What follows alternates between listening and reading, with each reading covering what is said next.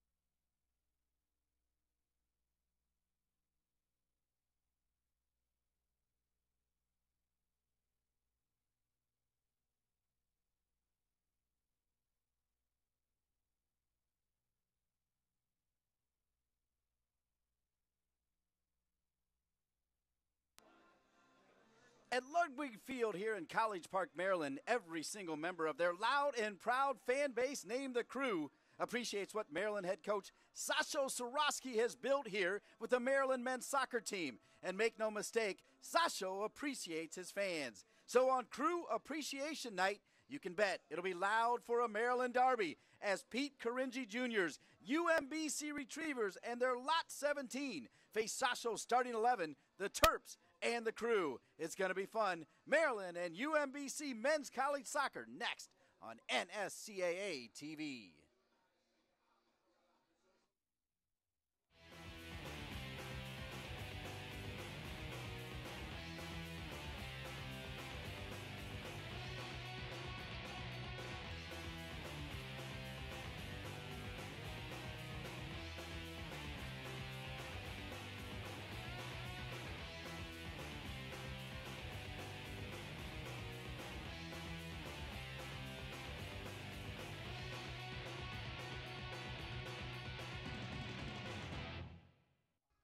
And welcome into College Park, Maryland, Ludwig Field, the home of the Maryland Terrapins. And this place might be the best place to watch college soccer in all of the country, as tonight the Maryland Terrapins in a Maryland derby against their rivals from UMBC. And we bring it to you right here on NSCAA-TV. Hello, everybody. I'm Dean Linke. Delighted to be with Keith the Batsick. And Keith, as a longtime Georgetown coach, you know all about this Maryland derby. Yeah, actually, both these teams we're very familiar with. Maryland extremely familiar with, and coming into Ludwig Field is, as you said, a tough place, one of the toughest in the country, maybe the #1 place in the country. But UMBC is not going to back down at all. They have a quality squad as well. That's why they're number 10 and number 11, respectively, in the country. Patrick Mullins has gone for Maryland. He won the Herman Trophy the last 2 years. Who does Sasho look to run things? Well, they got a lot of guns, but let's really look at Dan Metzger. He's the holding midfielder. He not only breaks up the plays defensively, he starts off the attack, and he really is the glue for this team. I think as Dan goes, so will the Terrapins this year. Meanwhile, for Pete Caringi Jr., so many transfers, so many Maryland players, one key transfer up top. The key is Kai Banjo, all right, from Towson. When Towson dropped their program, that benefited Pete Caringi Jr., especially because of the loss of Pete Caringi III, who scored a ton of goals last year. Kai Banjo is going to be a handful for the Maryland defense, and I think that if UMBC is going to make another deep run like they did last year, he's going to be a key to it. Keith, both these coaches have big personalities, and we caught up with both of them. Yeah, it's a great rivalry. UMBC has been one of the top programs in the country over the last few years. They've been in tournament 3 of the last 4 years, been a consistently top 10 RPI team. And really, they're a national contender. They've got 8 seniors back from a great squad last year, and we'll have our hands full, but we're ready for the challenge. We'll have to be very good in transition tonight, and we'll have to make sure that we're good on set pieces as well.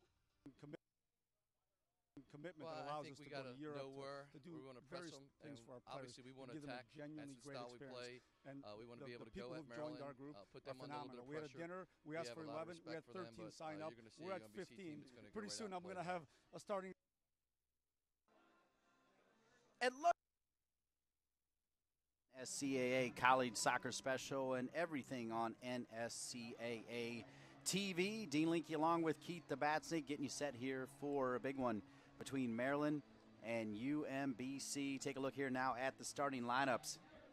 First, of course, for the Maryland Terrapins under head coach Sasho Sorosky.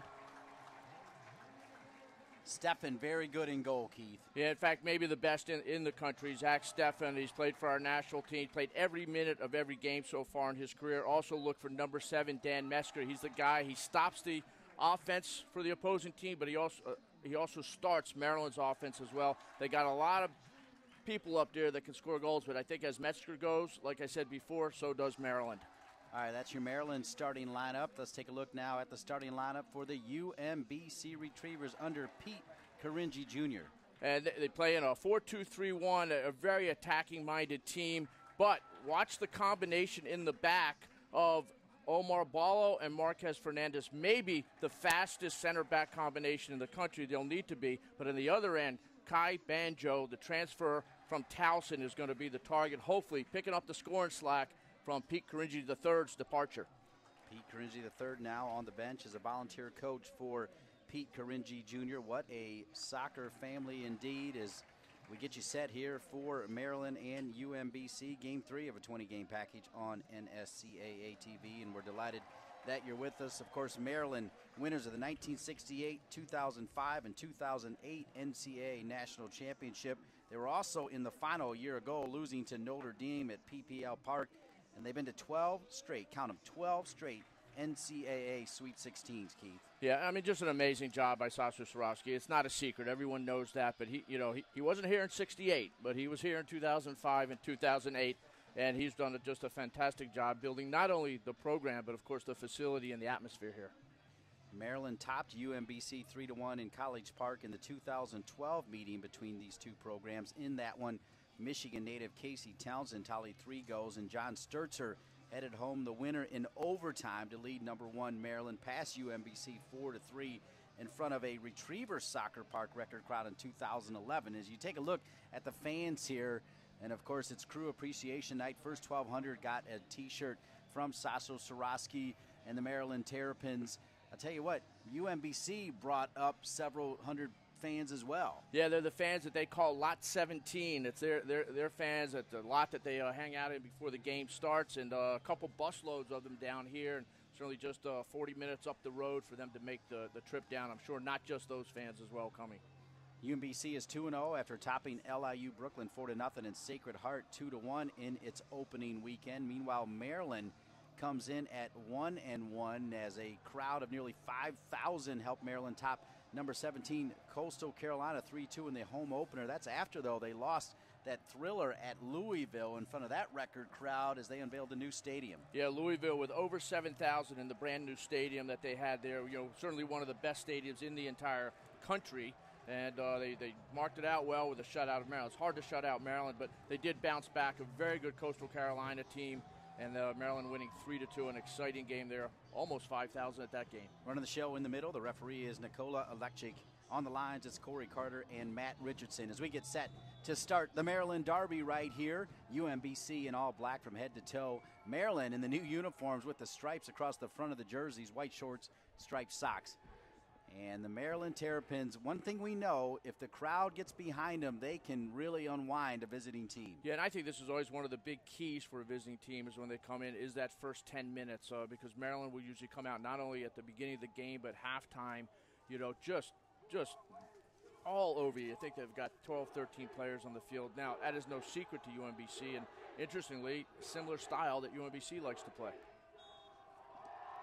First whistle there from Alekchik. Run in the middle here. And we are just 1 minute in, and it is just, you can feel the crowd here. And that'll go long. Handled there by Zach Steffen, one of the bright young goalkeepers. Pretty much played every game last year as a freshman, and now the sophomore ready to roll. Well, it's a problem if you're the backup keeper at Maryland because Steffen did play every single minute. And the thing is, they've got tremendous backups as well, but unless something happens, the attack here comes Michael Scott from Scotland, and he'll take a shot over Steffen. They've got the net right behind as the Crew loud and proud behind both goals here. And if you're the visiting goalkeeper, you learn a few things about your family. You learn a lot of things that you absolutely had no idea as well, by the way. It's not just the goalkeeper. Their voices get to the sidelines in the coaching box. I can tell you that from experience. They love Zach Steffen, though, the home goalkeeper for the Maryland Terps. He's from Downingtown, Pennsylvania. He'll take the goal kick and boot it long.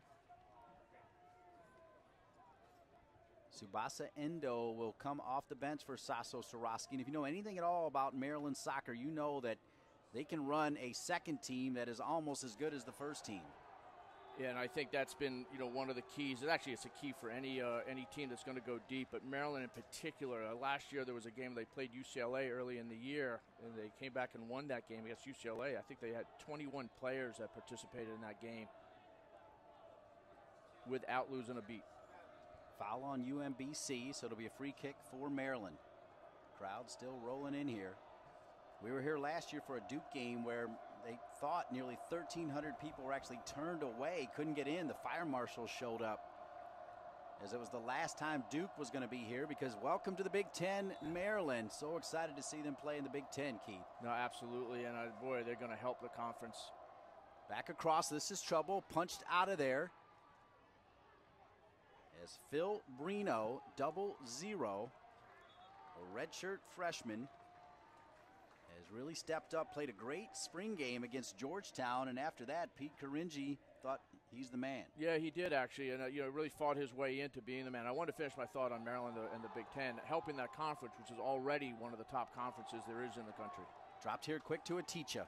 Macias Aticha will get it out to Ambrose. Ambrose, the left back, can dial, and he does. Keeps it low. Nice save, though, from Brino. A nice save from Brino, and that's Ambrose cutting inside to his right foot, and he's by far favors his left foot, so that was nice to see by him. And you see the uniforms Maryland's wearing. Ambrose played in the FC Dallas organization. He must be feeling like he's playing for Dallas right now with those uniforms. Well said. Does look very similar to the FC Dallas kit, rather, as Ambrose comes forward on the shot. Throw in here for UMBC. Jordan Becker.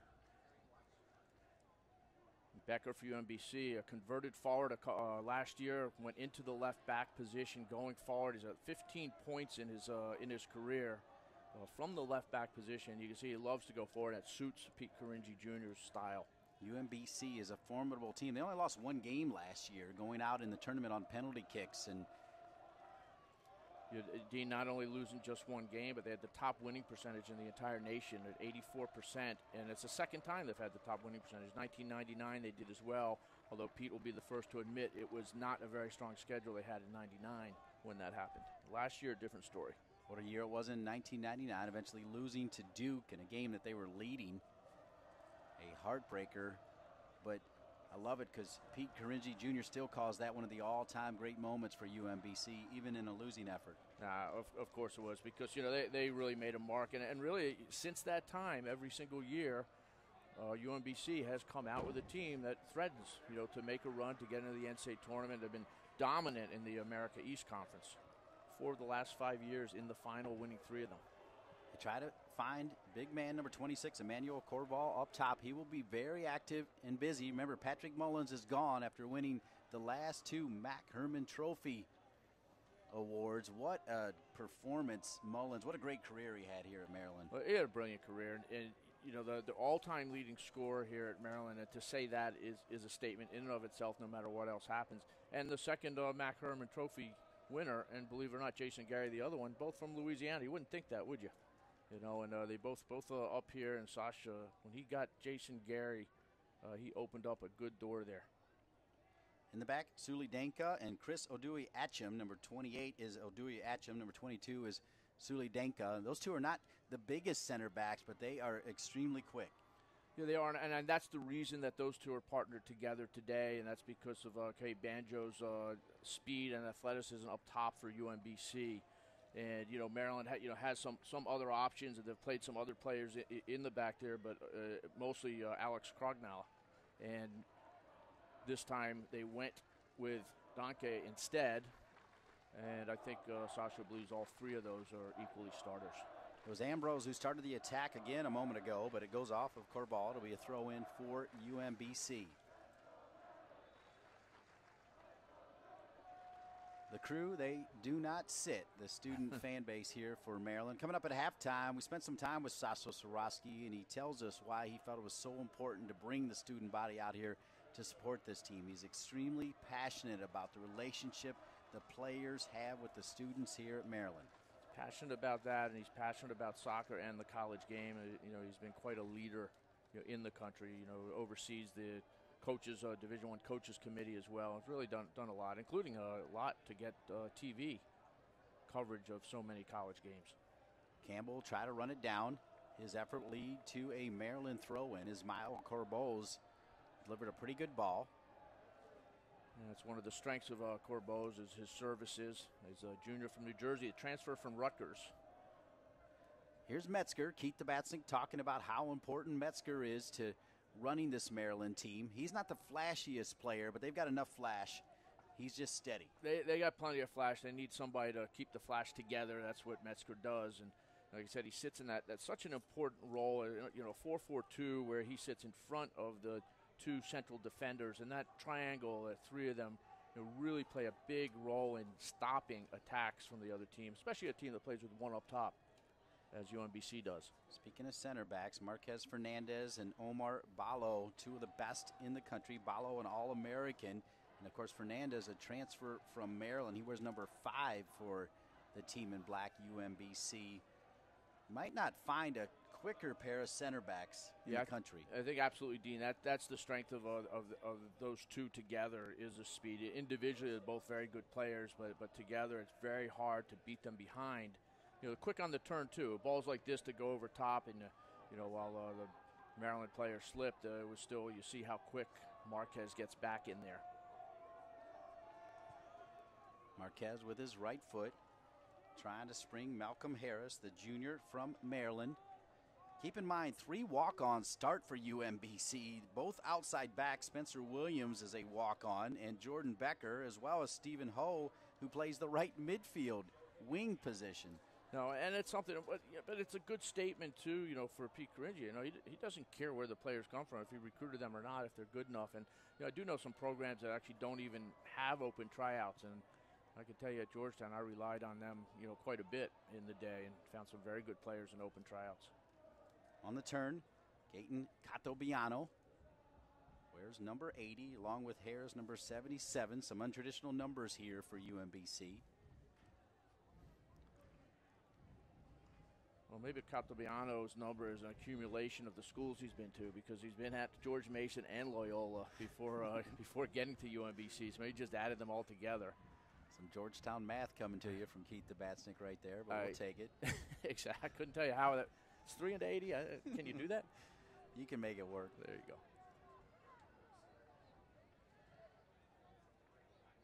Becker able to receive it back from Kansai. Kansai, the captain. Mamadou Kansai from Baltimore, Maryland. He actually played at NC State for a little bit, as transfer is a familiar theme for the UMBC team. Yeah, and what it is, it's a number of players from Baltimore, from Maryland, that go away and they decide they want to come back home. And Pete Caringi is the place that they want to go to, and especially with Towson not having a program now, they all seem to go to Pete. Gaetan Catobiano ready to serve it.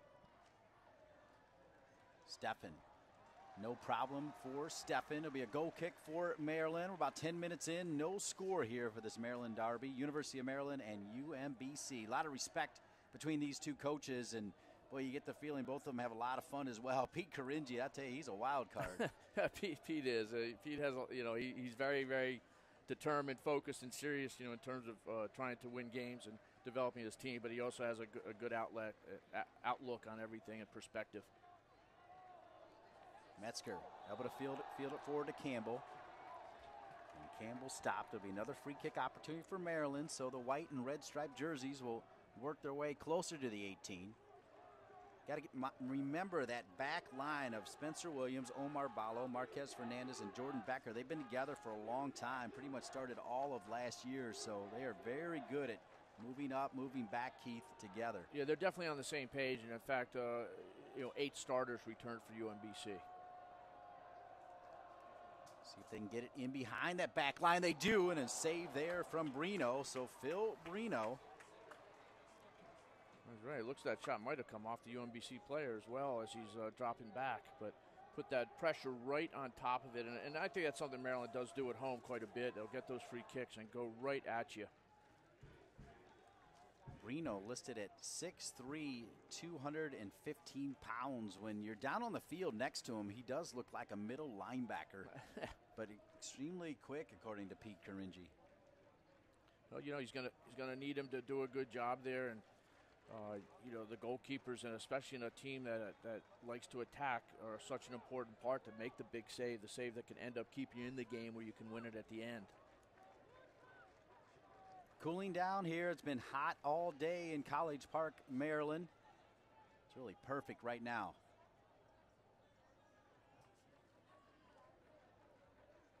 Harris had it for a moment. Corval doing the work, but also with a foul. Caltabiano down on the ground after that foul by Corval.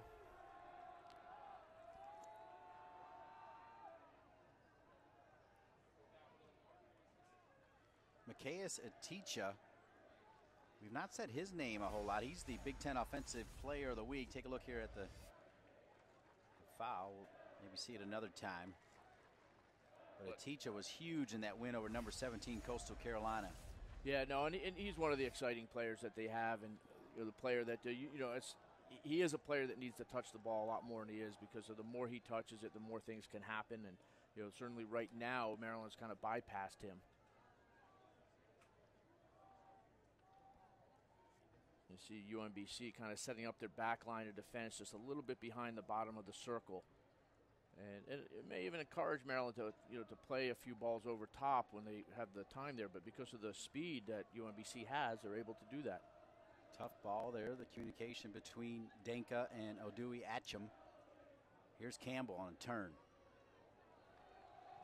Perfect little touch from Aticha, dropping it over, looking at for Corval. He forgot the ball. It'll go the other way. UMBC, they like to pounce. When they feel the pressure, they will counterattack as good as anybody.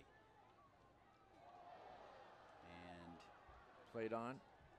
Play advantage down near the corner flag. Sent across, looking for Banjo. It'll fall to Harris. Harris will dial, but can't put it on frame, and it'll sail up and over the crew.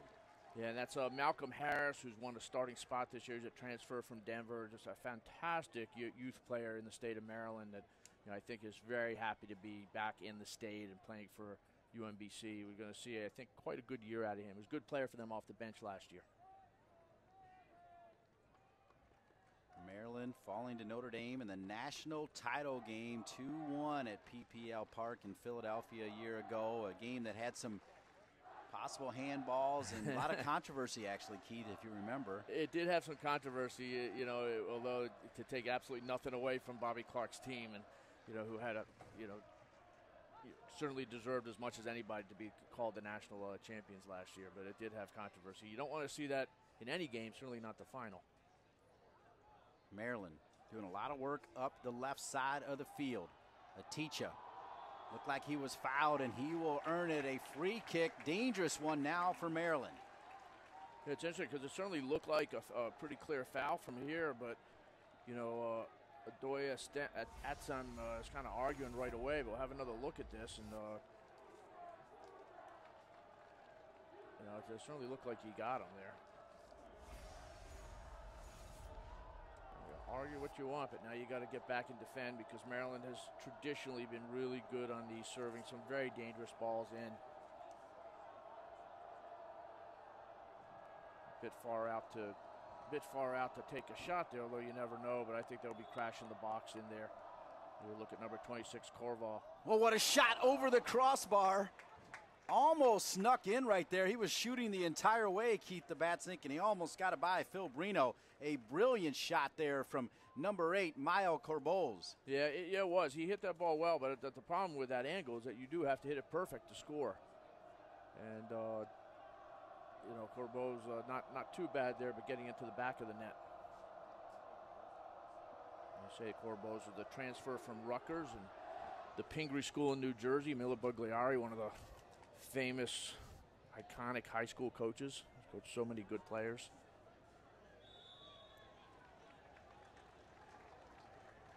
Another foul. UMBC is going to get their money's worth in the foul category.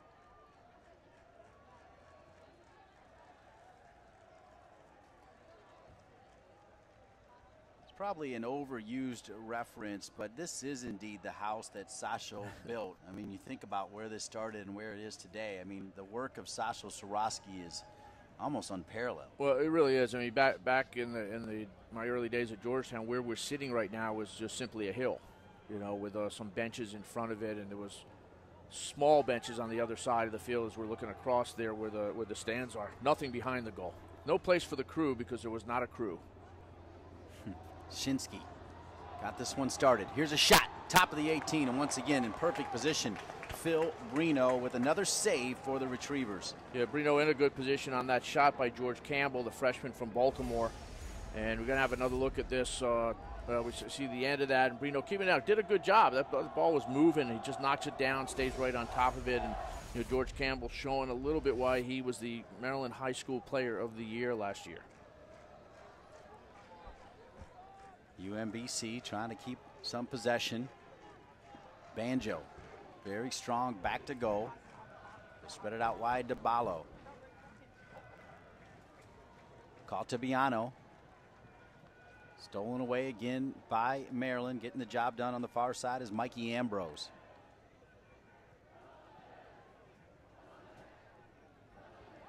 Ambrose marking Ho.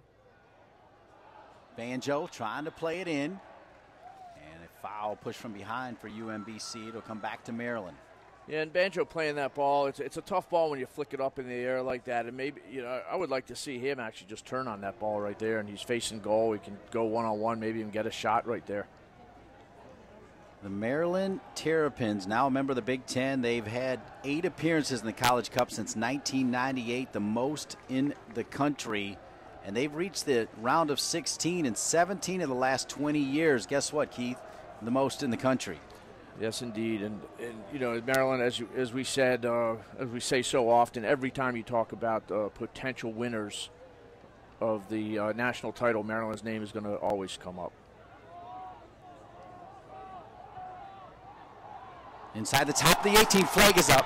Flag is up. It didn't matter as Brino seems to be up for anything Maryland's throwing at him, but trying to sneak through there was Aticha, but he went too early. Yeah, he did, and a good call by the assistant referee. But as you say, Brino is up for the task right now. He's in the zone, and he's going to need to be, because I think Pete Caringi will tell you, ahead of time that he knows that they're not going to have the ball as much as Maryland, and that translates to Maryland probably having more chances. That guy's going to have a big game, and when UMBC gets this ball down there, take advantage of when they do. And I think he tripped and pushed at the same time there. Number 16, Spencer Williams.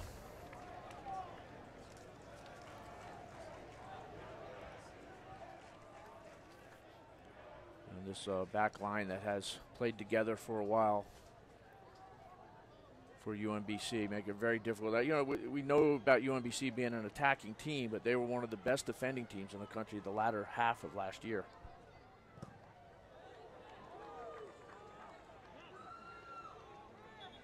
Keith, as we walk up to the midway point here of the first half, let's get your take on these two teams. First, the home team, the Maryland Terrapins. Well, Maryland has created a few very good looks at goal, and I think they'll probably be kind of fine with how they're playing there. They haven't given up much on the other end. Having said that, UMBC, every minute that goes by where it's even though Maryland has a better the game, it's still relatively even. They're going to be happy, and if UMBC gets into the half, 0-0. I don't think Pete Caringi will have a problem with that.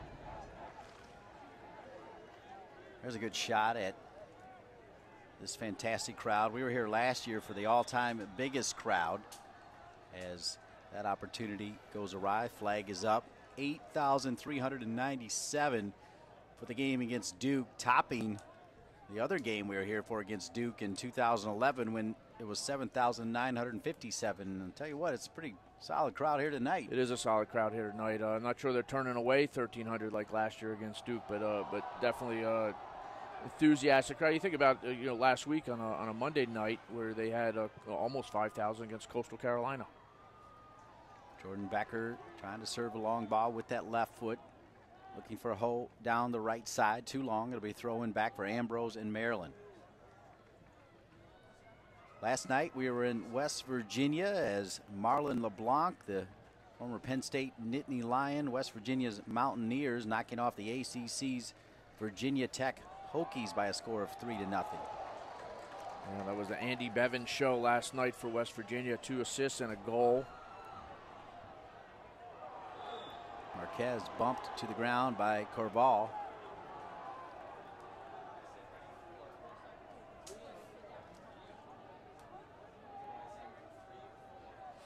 I'll tell you the one thing about this game, Dean, neither team has really built a rhythm in the game, though.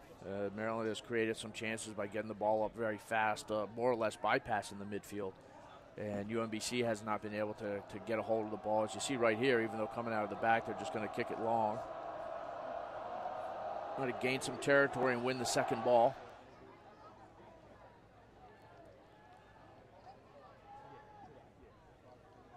Dewey Atcham doing the work in the back along with that man, Suli Danka. Looking to find Shinsky up top. Like another foul from UMBC. No whistle.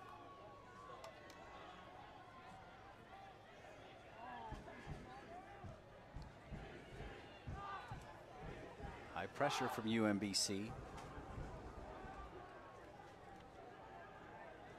Look at Aticha do the work. They needed to find somebody to lay that ball off, and got saved there as he was about to lose the ball by Corbos. Here's Aticha almost threading the needle to Corball.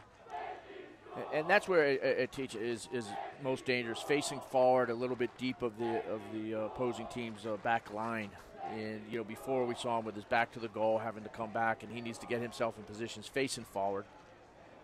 But he's quick, you know, he starts dribbling at you, he draws the defenders, and you know, you get by you or lay the ball off.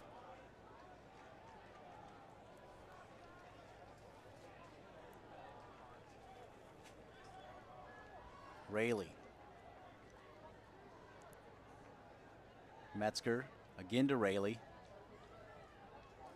UMBC starting to get a little more of the game.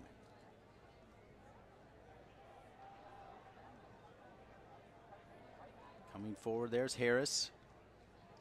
Just can't find K. Banjo at the moment. No, they can. In fact, when Harris gets the ball in that position, it's also not his strength right there back to the goal. He's got to find somebody to lay that ball off to. And as soon as he lays it off, he can be pretty dangerous leaving his defender.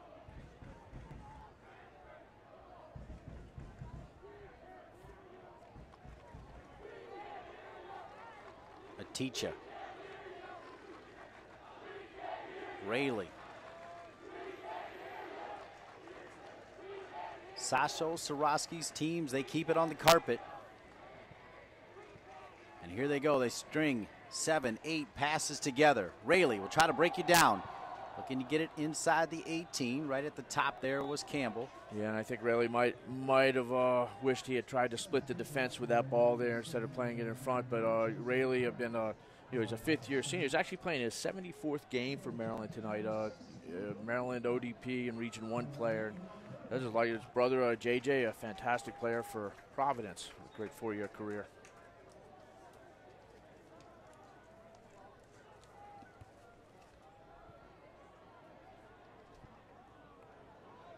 I think we got David Kabelek in the game for Maryland. And Kabelek from Hungary.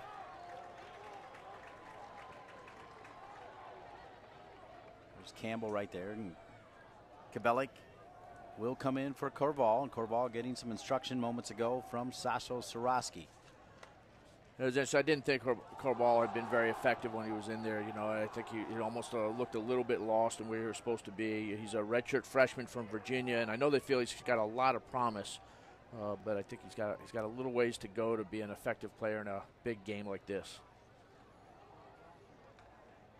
Having said that, he'll probably come in later and score the goal, right?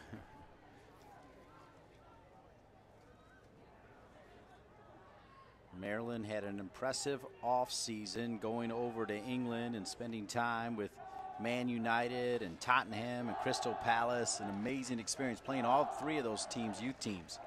I think when you go over there, just so many things come out of that. You know, not just the soccer part of it, but you know, traveling internationally and you know, but being tested in environments that you're playing against people that are young pros, if you will. You know, trying to gain contracts.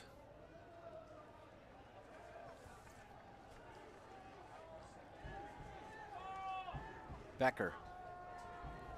Nice work. Stepping up there was Corbose. Corbose has been active. Kabelek is in. Dynamic run right down the middle of the park. One extra touch, though. I think he had George Campbell getting ready to run through the defense there, and Campbell was, you know, side to side with Jordan Becker, and Campbell's got quite a bit of pace, and Kabelek just one touch earlier to try to thread that through ball.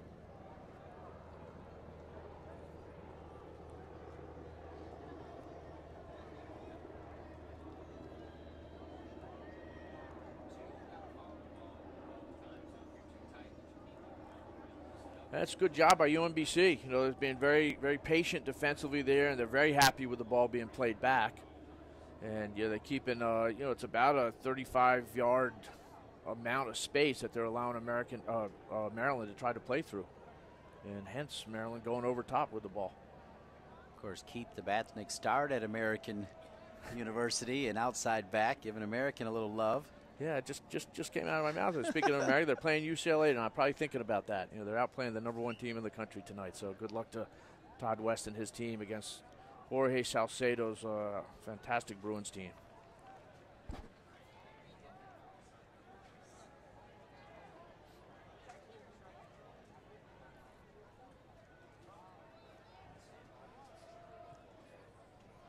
You can visit the official NSCAA college scoreboard at topdrawersoccer.com for all of your college score needs. Along with the most up-to-date scores, topdrawersoccer.com provides box scores, match, team, and player statistics, video highlights, and game recaps of all the action around the country. topdrawersoccer.com. And your scoreboard here is Maryland 0, UMBC 0 in front of a big crowd.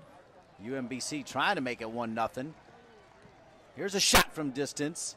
Becker coming forward, and he hammered that from 40+ and actually had some swerve on it. It did have some swerve on it. I think that's the type of thing where he's about to shoot it, you're saying, no, don't do it. And then, he struck it fairly well. And, why not take a chance there? But, you get a couple shots deep on target, and you might just draw the defense out a little bit. And this is number 3, Michael Sowers. And I like this player. This is a very clever attacking player for University of Maryland. Was an outstanding player with the Region 1 Olympic Development. Went on a trip down to Costa Rica and played their top teams down there, Saprissa, etc. And he was one of the top players in the entire tournament. Push from behind from the big man Omar Ballo, the All-American. And that push helps spread it the other way. Here comes UMBC. Talked about how effective they are on the counter. Joseph Pratt into the game. Here's Becker with that left foot. Can't get it by that back line of Maryland. Ballo again comes forward. Now look at Ballo climb the ladder. And he'll do it without fouling. Yeah, he's very good. And that's the athleticism he has there, too. The timing coming in. Why Pete Caringi thinks he is one of the best defenders in the entire country. He did not hesitate to say that had he gone out for the MLS draft a year ago, he'd be playing Major League Soccer right now, but he was also very pleased that he decided to give the Retrievers one more year. Yeah, his final year here, and, it's a guy who's just hard to beat. He's All-American athletic, he's technical. He's one of the guys, he reads the game so well on top of it. He doesn't really, some people who are really fast cheat a little bit. Will get out of position and know that their speed can take over, and he doesn't do that. He gets in good positionings as well, and again, a reason it's very hard to get behind him. You mentioned Joe Pratt, who came in for UMBC, a player who's a transfer from Tyler Junior College, one of the top junior colleges in the country, and Joe Pratt, also a Maryland Olympic Development player. A lot of these players played together with the ODP, and exciting player. If I talk about Mike Sowers going in for Maryland as being that type of exciting player, that's Joe Pratt for UMBC.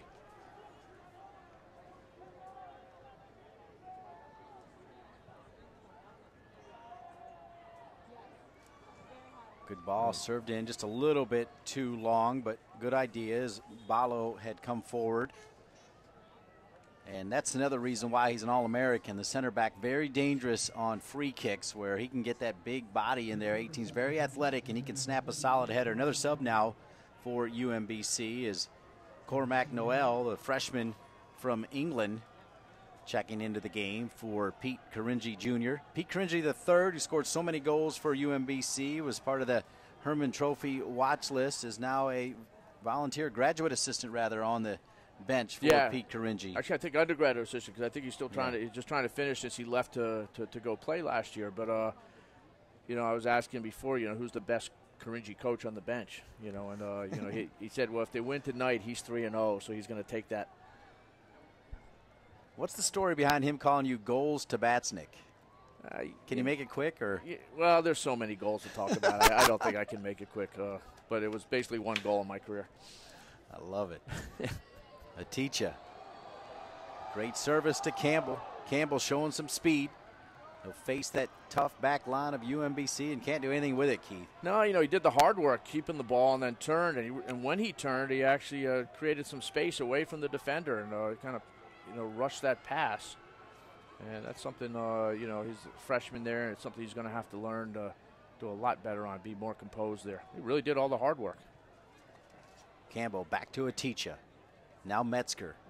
Metzger will connect that back line to the flashy midfielders for Maryland. Great touch here again. Aticha spreads it out far left, but too strong for Sowers. And Keith Tabatsnik already told you the Sowers story. He brings a lot of weapons off the bench. No, really. In fact, and he's the type of guy this time in the half, and he came in with about 15 left, and with the game maybe settling a little bit, and he comes in. And he's a tough mark, and he took Alex Shinsky's spot, and Shinsky did fine. Just solid there, nothing one way or the other. But Sowers adds a different element. And, we talked about the depth of the University of Maryland's teams, every year, and they're going to show that with a number of subs. Great ball. Just got out of bounds, and it was Mike Ambrose. It was Sowers on that one, so gave him was that right, Ambrose? Sorry, gave the jinx there either way, but ball gets away, and it was a good ball in behind, and that was one time where they caught Becker going forward.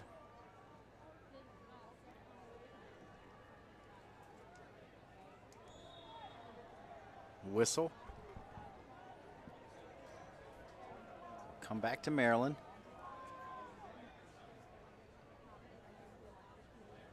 I'd have to say, Dean, that it's still what we're missing in this game is a rhythm to it, for either team. They've created a couple things, but not out of really breaking, the other team down with moving the ball around. And Maryland had that little bit where they had the 6 or 7 passes together, and I think if they tried to do that more and more, that they would be much more effective. Corboz with his right foot. Corboz has played several great balls inside the 18. Here's Rayleigh. Aticha.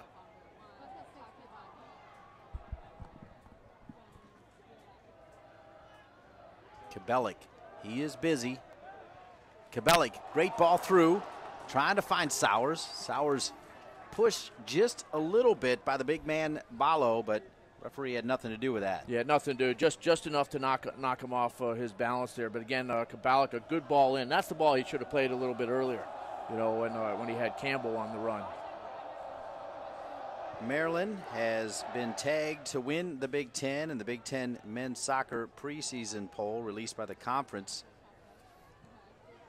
And Maryland will be looking to win that #1 seed, because if they do, they will host the Big Ten tournament, semifinals and final. And boy, what a show that would be here at Ludwig Field in front of the Crew. You could imagine, and of course, there's quite a number of outstanding places in the Big Ten to play games and to host tournaments, as you know very well, Dean. But boy, to have one here in the first year in the conference would be something. Because of course, the ACC, it was not home seed; were set sites. Penn State Nittany Lions under Bob Wormy look to be very good. Damon Rensing has done an amazing job replacing Joe Baum at Michigan State. Of course, your man Shaka Daly now at Michigan, and of course, how can you forget the son of the Godfather, Todd Yeagley, who won it just a couple years ago? No, exactly, and their opening weekend was very solid, very good with their success over Marquette, and they drew with Georgetown, a very strong Georgetown team, and I just think I've always thought that the Big Ten was a very strong conference, maybe even in some ways underrated. In it, I think Maryland coming into it is just really going to elevate them. Not just in terms of having another good team. I think it's going to help recruiting for everybody as well. Dan Donegan and Rutgers will come in to also face John Trask in the Wisconsin Badgers. That's Friday night as the Big Ten season gets started a week from today. And don't forget, in 2007, the Ohio State Buckeyes made it all the way to the national championship as John Bloom looks to put the Buckeyes back on the map. Sasho very excited about joining the Big Ten, Keith. Yeah, no, he is, because I think it's always tough when you have any sort of change, and you've been in the ACC that every year is arguably one of the top 1 or 2 or 3 conferences. But he said immediately, it's been fantastic, the ACC, but he's very excited about the Big Ten and the challenges that it brings and the different styles and different teams that you're playing. And I think it's fantastic for the conference, and being a Big East guy, with Georgetown when I was doing it, and all the breakup of that conference, and it's hard not to picture certain rivalries that have been going on forever, but they're going to create new ones. I can't imagine the rivalry that's going to happen between like Maryland and Indiana, for example. For UMBC, Patrick Pato has come on for Malcolm Harris, who took a little nick to the eye, so Harris will go to the bench. We hope he's okay. Becker gets that left foot stuck in there. Aticha, very slight of frame, but it's hard to knock him off the ball. Plays it quickly to Carbajal, who's checked in. In Sasho Soroski form, those last 10 minutes, he'll bring on a whole new team. No, basically, you know, he has. There's been three or four subs already in there, and I think UMBC's also gone to the bench for, for 3 subs. There's another sub for Sasho. Yeah, coming in for Maryland now, Daniel Johnson, the sophomore from Georgia, played at Greater Atlanta Christian. As the Crew starting to get into it, both sides here behind the goals, they stand the entire game. And after the game, it's a sight to see when the players go over to the Crew as well. Now here is Mile Corbos. What a weapon now for Sasho Soroski on the free kicks. Corbos with that right foot going near post. Snapped out of there by UMBC. Ambrose gets it back to Corbos. Corbos with that right foot again. Flick back across, far post. And Maryland will take a corner kick from the other side. And again, a number of players in the middle there for UMBC to get that out, and I think if Maryland can get that ball, they either got to get it right in front of them or get somebody on that back post a little bit deeper for those balls to get back in. And Mikey Ambrose from this side, 2 players, Ambrose, from this side, Corbos from the other side with dangerous balls to get in. Kabelik will try to get some interference on Brino. It's Kabelik standing right in front of Brino. Maryland not with a real big team. Brino shielded, and we thought that one went in, but it just went over the crossbar right there, or side netting. Nonetheless, look, the Crew was ready to dance. The Crew was ready, especially the Crew from the other side of the field where they didn't have as close a look at it. And there's your look at Corbos. He gives the corner kick on the other side, puts it in, and then on this side he gets on the end of it. And again, we talk about the danger of the services. I mean, the services are everything on the corner. Last night we were watching in the West Virginia Tech game how many were cleared out from the first defender. And here we've seen a couple very dangerous ones in a row. And we got under 5 minutes left here. A little bit of pressure going on UMBC. Again, I said earlier, if I think Pete Coringe would be very happy if they go into the locker room at 0-0. It hasn't been any domination at all by Maryland. They've been the better team overall, but certainly you couldn't say dominating. They'd be very happy to get in there and regroup with the team.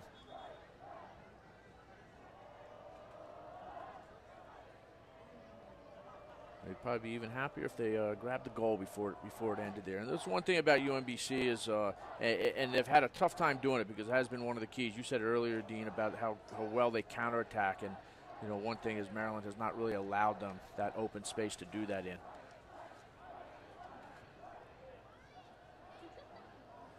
There's a bit of a sloppy flick there by Joe Pratt.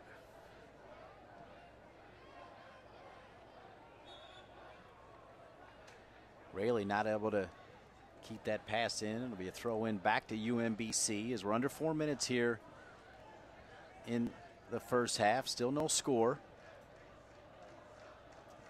Lot 17 can also be heard here, the fan base for the Retrievers.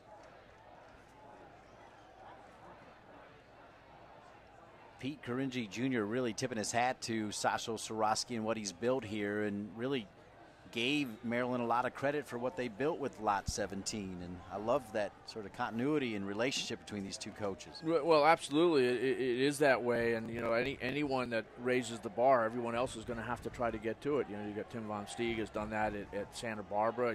We saw in the opening game with Utah Valley, Greg Moss doing that in a first-year program. Joe Maroney first, and now Ray Reed at UConn. Yeah, Tim Von Steeg, unbelievable. They'll get 15,000 plus for that UCLA game. Ballo comes forward again.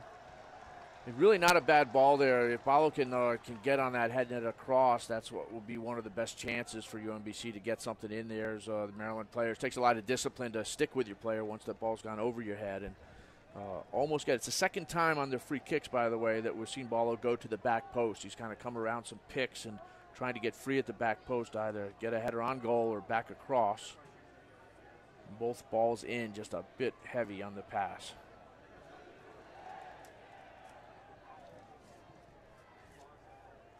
Corbeau's. Metzger has dropped a little further back here for Sasho Soroski. Kabelik's brought some good energy off the bench for Sasho. Yeah, and that's what he's done in the first 2 years that he's been here. You know, he's simply a reserve, a good reserve for them that comes in and keeps the level at least where it is. And in today's game, raising the level a little bit. Faced forward a couple times. Played that nice ball through the one time, just a little bit off, and again probably took the extra touch the other time he faced forward. He's played this is his 32nd game he's played for Maryland. And I think next year he'll have the exact same role. Counterattack from the Retrievers. We've seen this a few times here, and Becker, he likes to get it on his left to shoot. You can see he wanted to go left.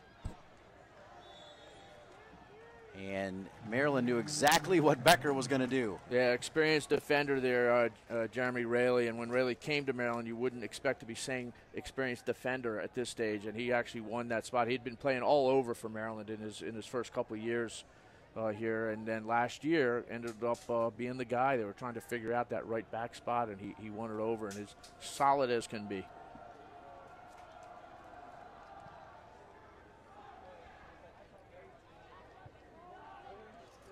See if Maryland can take advantage of one last opportunity. Flag stays down. I thought it would come up.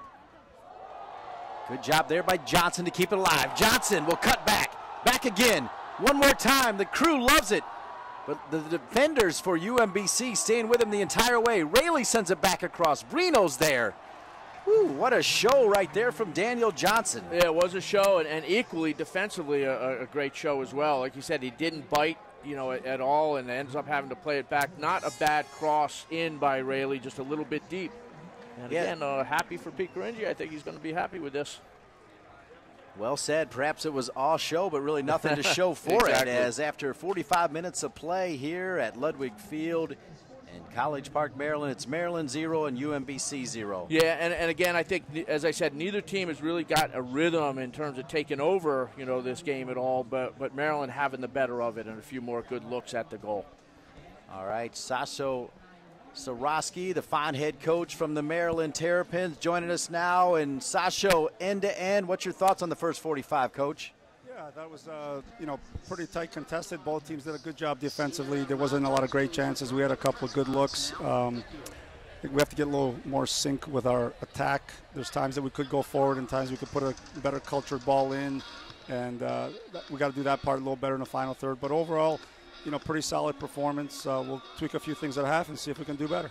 Now, I know one of the keys for you is in terms defensively is taking care of the counterattack for UMBC. Do you think part of that is maybe some of the players not getting involved in the attack as much as you usually do in the back? Yeah, I think a bit of our problem is our forward play right now. The runs are not connected to what the midfielders want to do. The midfielders got to look forward a little bit. I thought defensively transition has been very good.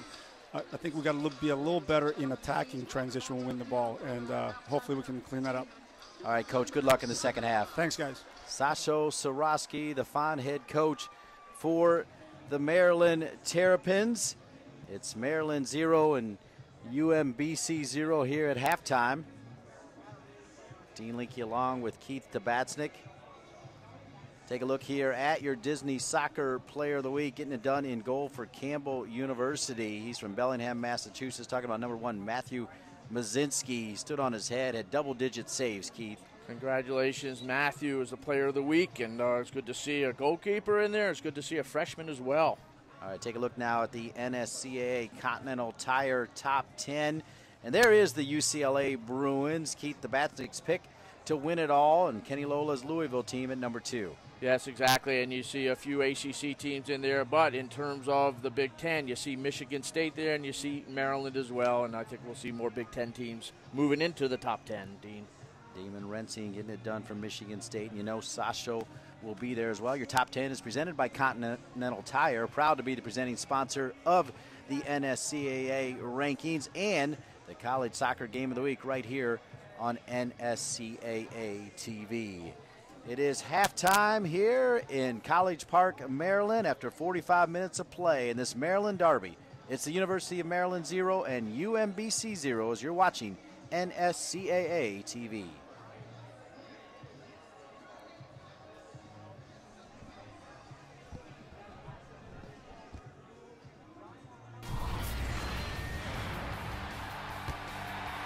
It's another can't-miss doubleheader of Big Ten football Saturday.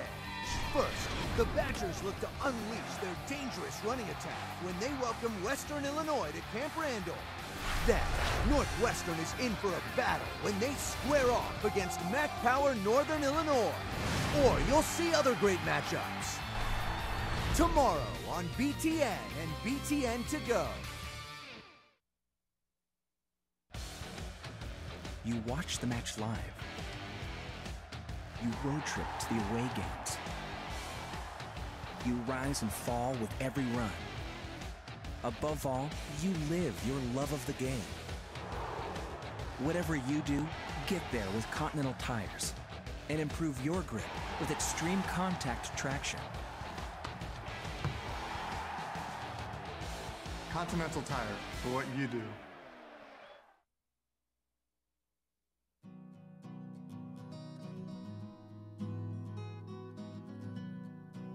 Each year, the NSCAA puts over 7,000 coaches through our coaching education program.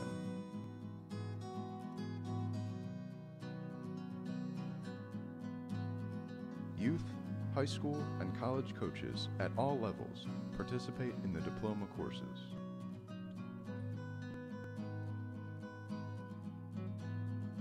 No matter where you are in your coaching path, we have something for you.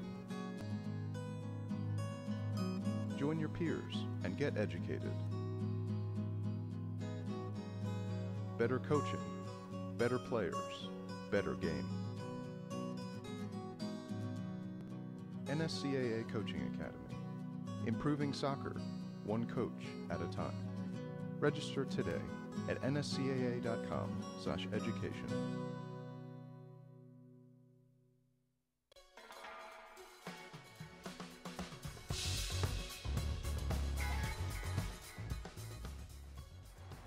Coach named Ziggy Schmidt.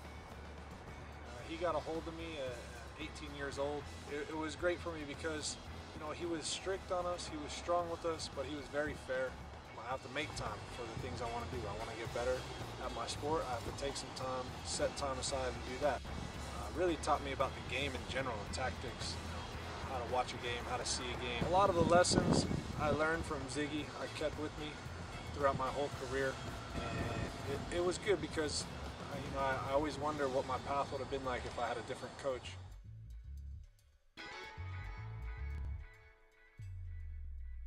See what you're made of. You ever coached under 12s before? Can't say I have. You're not a team. You don't deserve to be a team. Sorry, I showed you did. It's not just about football. It's about dreams.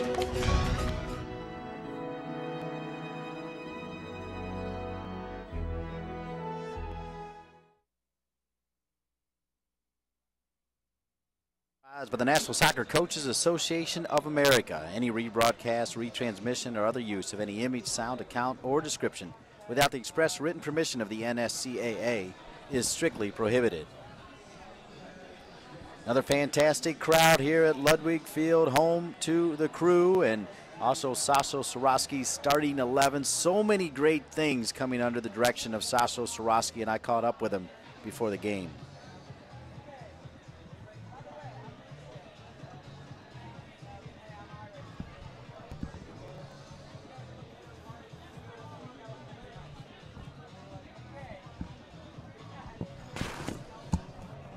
Sasho Soroski, and Sasho, you are a leader in all things college soccer, including bringing the student body out to these games. Why was that so important to this team in Maryland?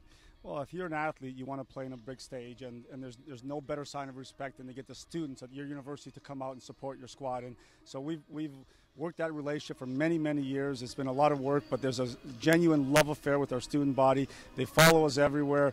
We feel a close connection with them, and we appreciate, every year it grows, and it's just a magical night. Sasho, corporate America has also taken notice of what you're doing. Tell us about the starting 11 here at Maryland. Well, my goal is to service our student athletes, my players, better than anybody in the country. And in order to do that, you need some additional funding. So we really energized our fundraising. We started a group called the Starting 11, and it's 11 individuals who made a 5-year commitment, a significant commitment that allows us to go to Europe, to do various things for our players, to give them a genuinely great experience. And the people who've joined our group are phenomenal. We had a dinner, we asked for 11, we had 13 sign up, we're at 15. Pretty soon I'm going to have a Starting 11 and a Reserve 11. Which is just like your team, of course, because you play so many people. And they're all important. Finally, of course, you're at the forefront of a very important matter, going to 2 seasons for college soccer. Tell us, Sasha, why is that so important? Well, it's incredibly important because if you look at student-athlete welfare and you look at the game of soccer and how difficult the game is, we play way too many games in the fall in a short period of time. And, the game suffers, but more than anything, the students suffer.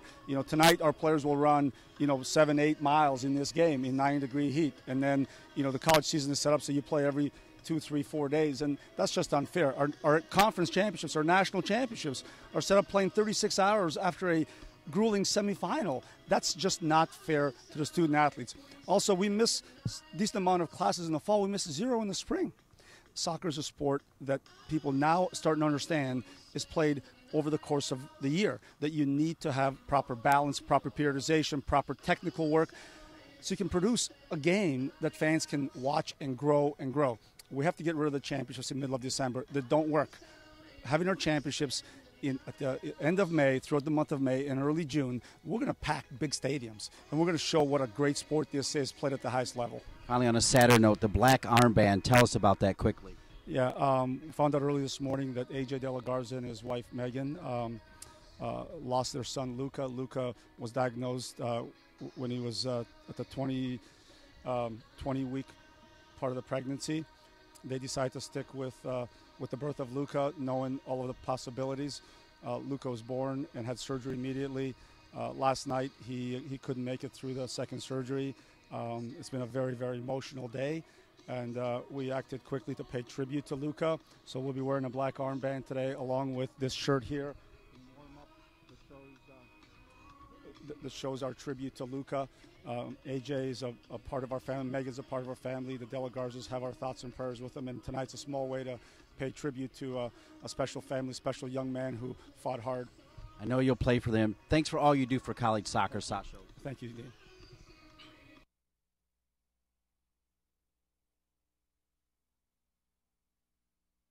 You see it right there, Luca Knows Heart. You can learn more about it going to lucaknowsheart.wordpress.com, and our hearts and prayers are with the De La Garza family as well, part of the Maryland family. Now with the head coach of UMBC, Pete Garingi Jr. standing by. Pete, you said you could go toe-to-toe with Maryland. You did it in the first 45. Your thoughts? Yeah, well, I think we need to play a little bit better. We had a little bit of nerves there. I thought defensively we showed well. Obviously, we're very quick in the back, but we have to do a much better job getting the ball in the K-Banjo, playing off of them. I thought we did a lot of 45 minutes of chasing the ball and defending, and this half we have to do a much better job of attacking the goal. Yeah, I got to agree with that on Pete. You were chasing a lot there, but you did say strong. But when they did have their chances, you got to be happy with Brino in the goal as a freshman in this environment. Oh my God, yeah, you hit it right on the head. We didn't know, he's played fantastic the first half, and to come up in this environment with the crowd and the atmosphere is unbelievable. For him to play as well as he's done, that bodes well for us in the future, that's for sure. Pete, good luck in the second half. Good luck the rest of the season. Thank you, guys. And, hey, say hi to Gold Tabasnik up there. He had to get that in there. We are going to take a break, come back, show you the first half highlights, and have the second half kickoff. It's Maryland 0, UMBC 0, and you're watching NSCAA-TV. Now's your chance to be part of the most popular soccer camp in North America. Challenger Sports offers a wide range of programs with over 3,000 British soccer, Tetra Brazil, and Soccer Plus camps for players of all ages and abilities. Join me and Challenger's talented and committed coaches as we help develop new skills, build confidence, and find the magic in your game. Summer camps are filling up. Register early at challengersports.com and get your free game jersey today. It starts here. The birth of an idea, the heart of innovation and entrepreneurship. Informed by a $500 million research enterprise, shaped by our global perspective, encouraged, prodded, tested, improved, until it becomes fearless. Because we believe fearless ideas ignite bold invention, spark quantum advances, and drive passionate leaders. From research to development to launch, we are dedicated to the power of fearless ideas. We are the University of Maryland. You watch the match live. You road trip to the away games. You rise and fall with every run.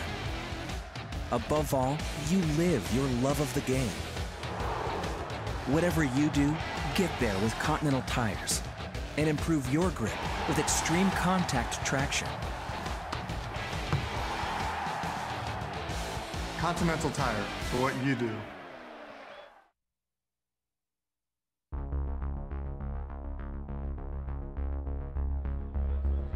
The NSCAA convention to me is probably the best place to get any sort of education of a wide variety that you can go in the world. Oh, I'm excited. I'm ready to go on. Super excited. Pretty excited. Oh, super excited, yes. Now I'm excited to just be a part of it and experience it all, take it all in.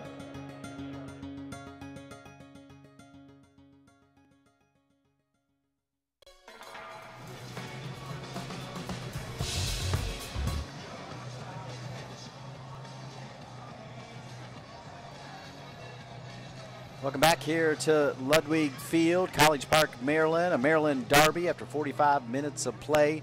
No score. Take a look here at your first half stats. And, of course, Phil Brino, the goalkeeper for UMBC, has come up with 3 big saves. Yeah, he's come up with 3 big saves. Then you look at the other side, and there's been 0 saves that Maryland have had to make over there for Zach Steffen, and Steffen can step up at any time. But if anything's going to happen for UMBC, they're going to have to get a little bit of pressures. As Pete Caringi Jr. said, they need to step it up a little. They played okay. They got to do more on the attack for sure. And Maryland with the shots, 5 versus 3, but none of the UMBC shots were on target. Dean Linke, along with the former Georgetown coach Keith Tabatsnik. Thanks for joining us here on NSCAA-TV. Understand there's a little bit of feedback on the audio. We apologize for that. Working out some kinks here. We're delighted to be with you here for Maryland and UMBC, though. And how about Pete Caringi Jr.? Does that guy have some fun or what? He does. He's out there enjoying it. I mean, he's not going to be having so much fun if Maryland puts one in or anything like that, but he sure tries to take the right approach there. But, it's just one of the things. The players love him that way. They absolutely love to play for Pete Caringi, and, his approach with them is fantastic. And, Pete, an outstanding player in his own right. I used to watch him play when I was a little kid. Little needle right back at Pete Caringi from Keith Tabatsnik. A little later on in this half, we'll let you know the crowd number for Maryland. Another big one. UMBC on the attack. Played back. It'll bounce to Steffen, and Steffen will handle it. And again, Daniel said at the beginning of the game, one of the keys for any team coming in here, regardless of who you are, is the first 10 minutes of each half. And, Maryland has that tendency to come out like gangbusters at the beginning of the second half. And, there's that ball by Steffen going straight down there. Maryland winning the second balls. And, oftentimes you might not have rhythm, getting there, but they'll win the second ball and attack at speed off of it.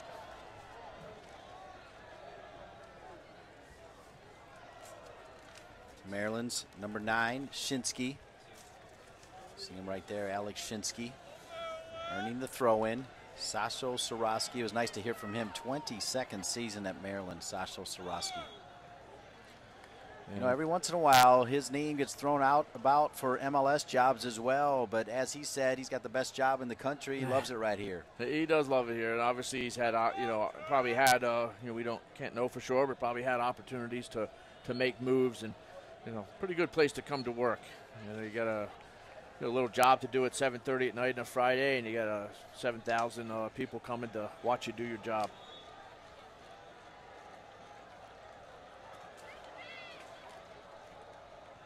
Free kick for Maryland. Driven far post. The Crew was ready to bounce. They were. Another good ball by Corbos, and that was Shinsky getting on the end of that. Or was it? Was that Shinsky or was that? It was Shinsky. Yeah, it was Shinsky. Yeah, getting on the end of that ball there. And take a look at it here. Yeah, Shinsky not one of the biggest guys out there, but a good run at the near post. And I often say is that may not be one of the biggest guys, but also means you're not usually marked by one of the biggest guys. You can often sneak in there.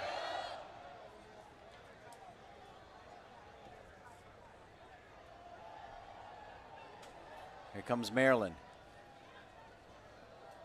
Back into the game is Emmanuel Corval, the big man, number 26. Down near the end line, a little too strong. It'll be a goal kick back to UMBC.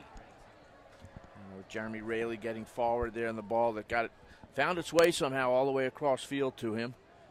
And he went for it, tried to get one-on-one and get inside the box, and probably the right thing to do there. And one of the things that is usually one of the strengths of UMBC that we haven't seen, getting the ball out wide and getting quality crosses in. We haven't really said Stephen Ho's name very much, and that's been one of his bread and butter, one-on-one and his speed. And Malcolm Harris we mentioned early in the broadcast, but it wasn't much after that. And he's back in the game now. He come out with a knock in the first half. I think for UMBC to generate stuff, it's going to be out wide, and it's both coaches saying they need to get their forwards involved more.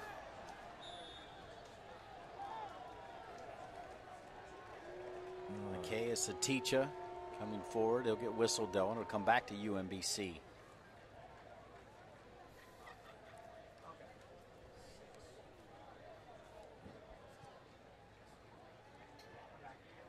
This one will be flicked to Stefan. Okay, Patrick Mullins won the last two Mac Herman trophies. Normally, Sasho Swarovski reloads. He's done it again, but how do you replace that many goals? I mean, Mullins just had a way to find the back of the net. He did, and you can't replace that with one person. And I think with Maryland, it changes a little bit of the dynamic when a player like that leaves, their school. Not too dissimilar with UMBC and Pete Caringi III, who.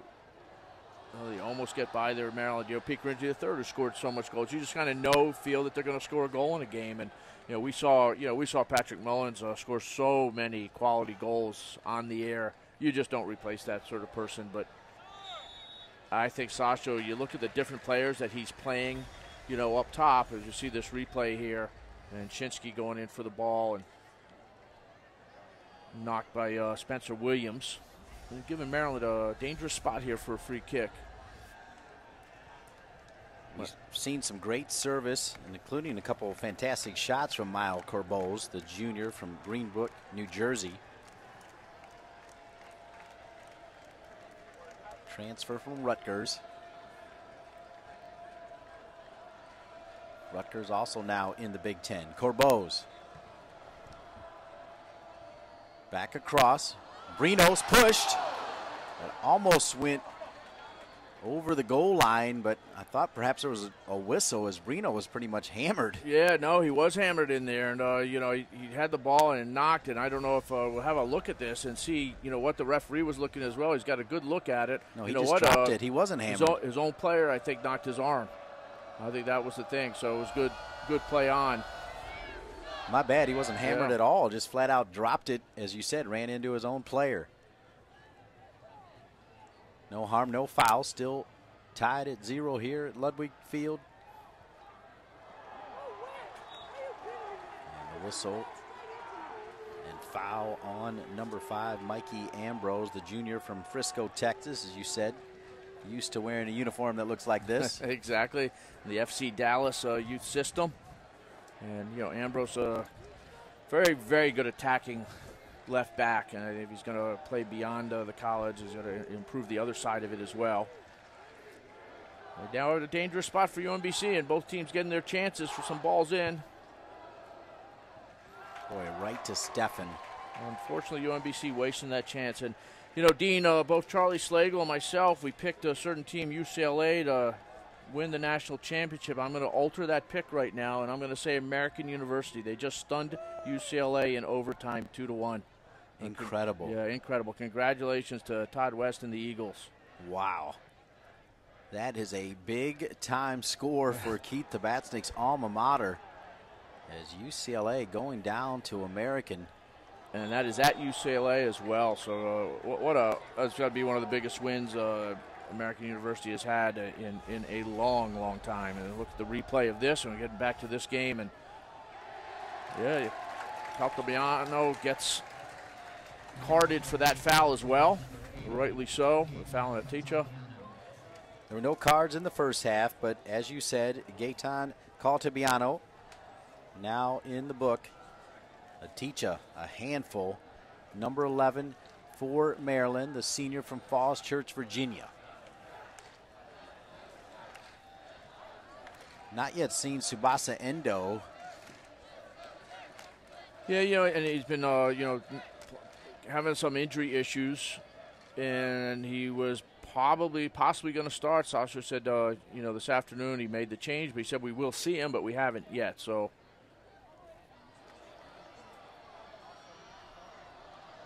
Kept alive. Here's a shot. Aticha hammered it. Metzger wanted to have a goal, but UMBC gets stuck in just in time, and now they'll counter. Chested down. UMBC will spring it right side here. Stephen Ho back across. The athletic defenders there of the back line, Chris Odui, Atcham, and Suli Danka, coming back to stop that counter from UMBC, and that's what we've seen a lot of, the UMBC counter.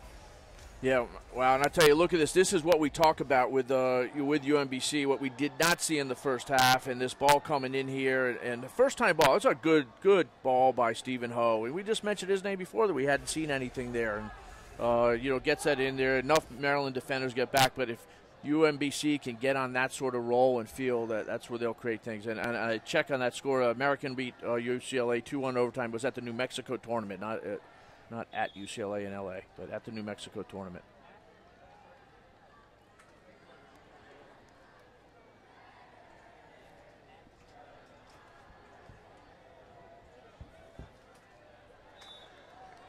Keith, Emmanuel Corval back in there. I know you're looking for a little more from him, starting to show a little bit of presence back to goal. Yeah, and I think it's the thing. It's going to take, you know, watching him, you know, play here. I know Sasha believes in him. Obviously, he wouldn't be starting otherwise, but you know, he is a player. It's going to take a little bit of time, you know, adjusting to the college game. He's got tools with him. He's got athletic ability.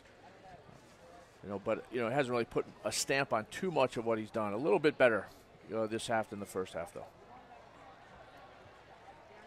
Stephen Ho got that attack started again inside the 18. His first touch knocked over there for the moment to Mamadou Kansai.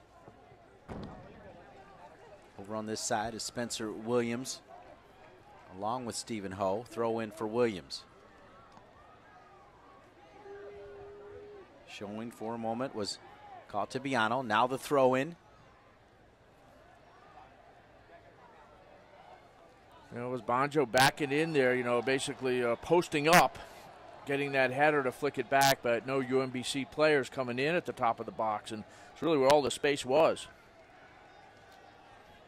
See if they're going to issue a card here. Little nick from behind there from Malcolm Harris, and Harris is going to have to come back to receive the card yes. from Nikola Elektric. Yeah, Nikola continues to call him back. He wants him a little bit closer to see that.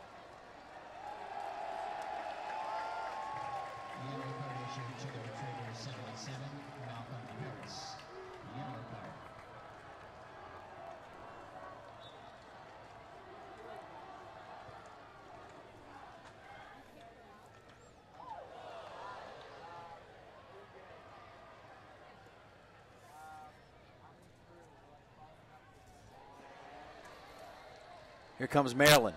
Couple step overs. UMBC going the other way on the counter. At least the 5th time that the Retrievers have started the attack with the counter. Again, that time broken up, but it's a space opening up on both ends right now. And Corval, great move. The Crew likes it. Corval inside the 18. He's pushed from behind. The jersey was pulled. The Crew wanted the call. I saw the jersey pulled from up here, Keith. Absolutely, the jersey was pulled. You can only think, oh, he mishit that. You can only think the referee was playing on because the ball was played across.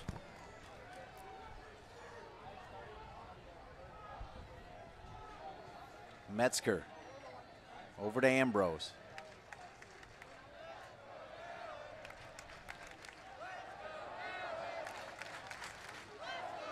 I said open up a little bit more space in the first half. Both teams not allowing much. Campbell down near the end line. Knocked out of bounds. It'll stay with Maryland. Rayleigh will take the throw in. Back to Campbell. Look at Campbell turn. Didn't have a whole lot of room either. Campbell in. Corner kick, Maryland. Yeah, exactly. It was a fantastic turn by Campbell. And again, Campbell was one of these players, played with a lot of these players or against the ones that with UMBC. And he went to McDonough School in Baltimore, a player of the year in Maryland, All-American. He's showing he's gonna be an outstanding college player. I think Sasha will keep him on the field as often as he possibly can. Ambrose with the corner for Maryland. Under 34 minutes left here in regulation. This one high. And Maryland will have a corner from the other side. And Spencer Williams knocking that ball away. And UMBC right here, taking a bit of pressure, and they got to keep the focus on these restarts coming in. Again, Maryland sent some great balls in, and we've seen a number of them by this man, Corbos. You see the Crew bouncing behind the goal. They'd like to celebrate one here for the hometown Terps. Corner kick for Corbos, back across. And just getting his hands on it there was Phil Brino once again. Yeah, just missed the run at the near post before Metzger knocked that ball over. Have another look at this. And again, look at this ball come in right at the near post. They've pulled the big man out from the near post, and the run in almost getting out, as we saw before when Shinsky had that header on the very first corner of the half. So a lot of thanks to some information from the Soccer Insider, Steve Goff for the Washington Post with a score for that American overtime win. Dale Ludwig scoring for American, a sophomore, fantastic player with the East Coast Region 1. Actually was player of the tournament in a tournament in Stuttgart this past summer. Congratulations, Dale. Thank you, Steve. Yeah, he's one of the great riders. Been around a long, long time. Was with him at the 1994 World Cup, and he continues to be one of America's best penmen for soccer.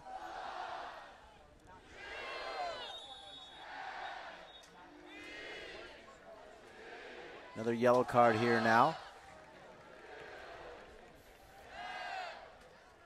This card going to Mamadou Kansai, and we'll have another look at this. And he came in late, and I think UMBC just losing a little bit of composure. I mean, there wasn't any real intent there, but he came in hard and he came in late. And Campbell feeling the worst for wear on that one. Kansai in the books. So free kick opportunity for Maryland. 32 minutes left here in regulation.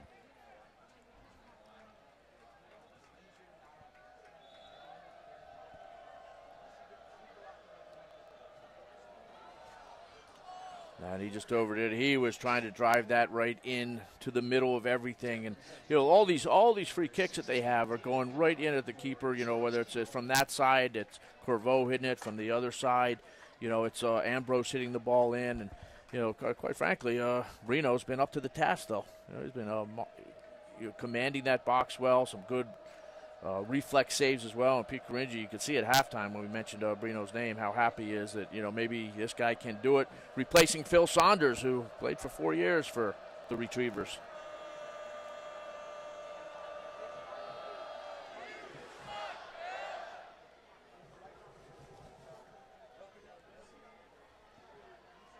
Here come the Retrievers. Stephen Ho on the right side, waiting for an overlapping run.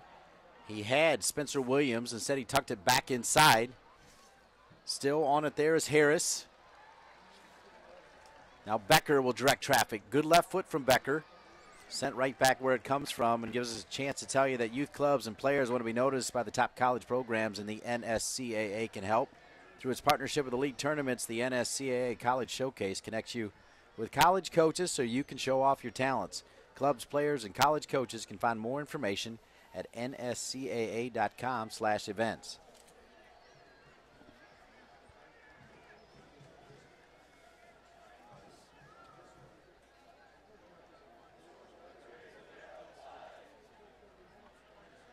"30 minutes and change left here.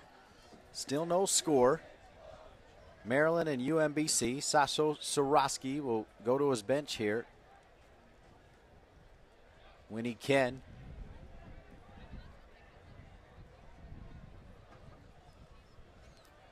And again, the bench has been the friend of the Maryland Terrapin soccer for quite a number of years. They go deep. The NCAA so many games, in the fall in that relatively short period of time, and the pace of college soccer games in and of themselves requires you to usually go deep. Even if you're not a coach that would prefer to do that, you're kind of forced into it sometimes, Dean, and then over the course of the season as well.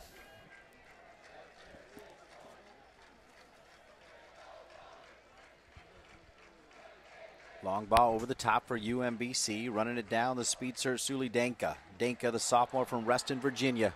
Still kept alive by UMBC. They'll try to walk one in. Steffen comes over, cuts down the angle. Back across again, over the crossbar. Good work by Steffen as Caltabiano's shot just sailed over the crossbar. Steffen, though, shutting it down on the far side. Yeah, we look at this, because I'll tell you what, UMBC probably thought they had a tap in here, and Danka, winning the ball, but actually just needed to get that out. Look at it, he plays it with his left foot, showing it, and Scott gets that ball and comes back in, and boy, look at this, man. Oh, right through Stephan's legs, actually, as he closed it down.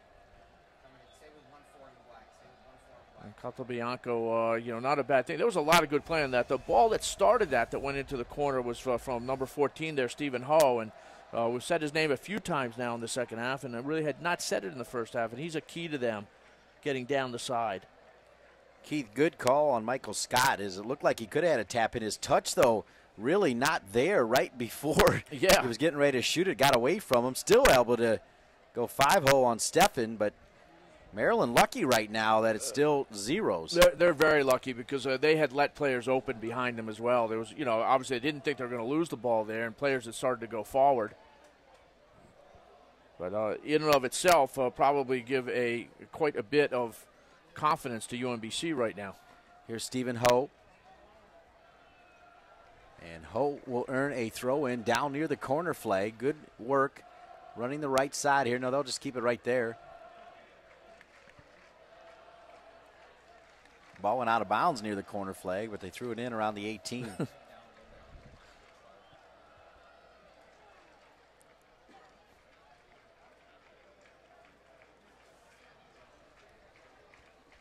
Banjo out wide to Ho. Ho with two Terps on him. Sent in. Aticha will play it back.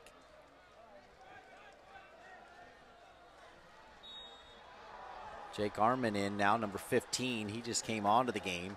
Also coming in, number 16 for Maryland, David Kabelik, who looked good in the first half. As you said, he's from Hungary. Yeah, he did see Arman. Yep, he did well in the first half. Jake Arman, the freshman from New Jersey, out of the PDA club. But Maryland feeling like they need to make a couple of changes there. All of a sudden, with nothing said, the momentum changed a little bit, and UMBC getting a couple crosses in, missing a pretty decent chance for that ball coming across.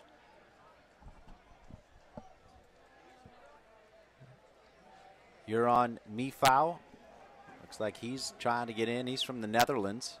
Yeah, he's a guy that Sasha thinks is going to be a really good college player as he adjusts to the college game as well. He's in PSV Eindhoven system amongst other professional systems over there. This portion of the game brought to you by the Terrapin Club Scholarship Fund as we thank the University of Maryland for opening their doors to NSCAA-TV. Stephen Ho, right side. Down near the end line. Corner kick, UMBC. Yeah, and it's Stephen Ho. He only wants to go to his right, and maybe once here he's got to go inside. He has spent a lot of energy. We see him coming off the field right now as well, and I imagine we're going to see him again before this game's over because he's really caused a lot of problems, but a ton of energy, and right now, and not a lot of these players, 90-minute game fit yet in just the early part of the season. Patrick Paddle checking into the game along with Christian Morales for Pete Caringi Jr. and the Retrievers, who Pete Caringi said he was going to go toe-to-toe. They're going to try to sneak one in here, headed out of there near the corner. It'll be a throw-in for UMBC. Anybody's game right now, Keith, for sure. No, absolutely. Things have changed. Looked like Maryland was not, I wouldn't say taken over, but certainly looked like they were knocking on the door a little bit. Campbell had that great turn and got into the box, and then all of a sudden that one counterattack for UMBC gave them a bit of life.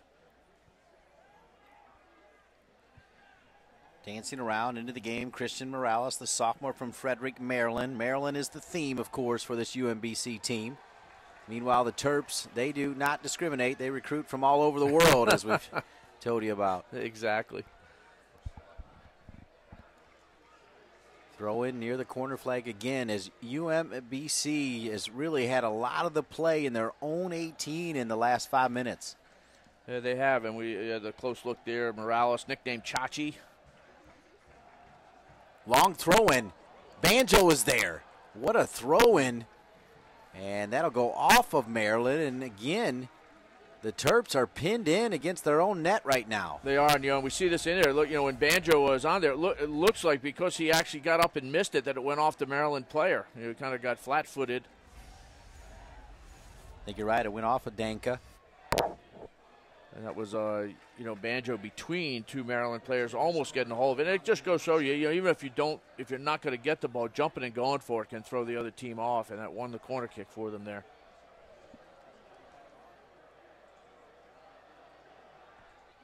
So corner kick, Kansai.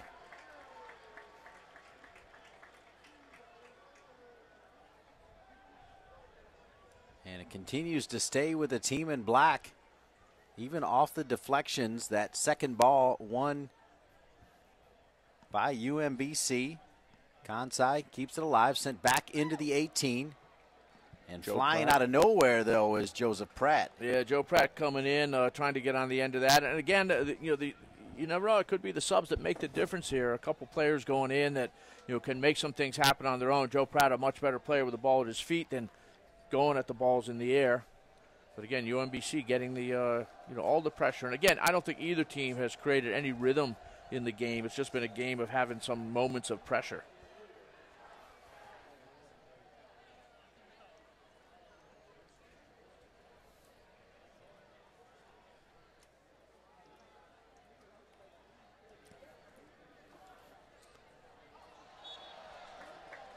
There's a whistle over near that far side.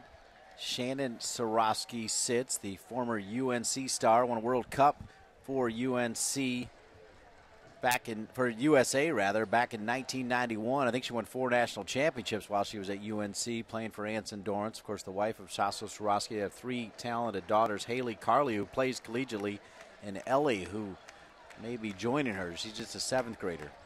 I'll tell you, UNC was so good back then they could have won a World Cup, well, I think. It was mostly Tar Heels on that team, yes. actually, with Anson as the coach and April Heinrichs. And up front, Shannon Higgins, Mia Hamm, Christine Lilly, of course, Shannon Sorosky now. Looks like they got that wall about 15 yards back. Free kick. Brino is there. He'll punch it. It'll be a corner kick, and here comes Maryland.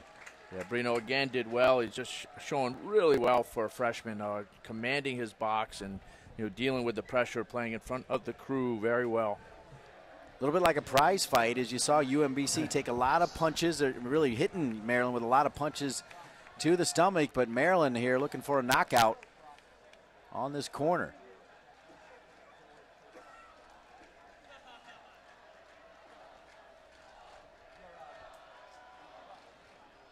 Driven far post.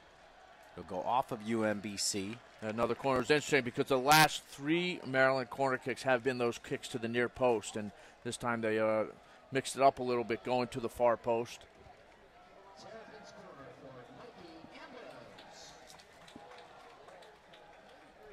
Odui Atcham has come forward.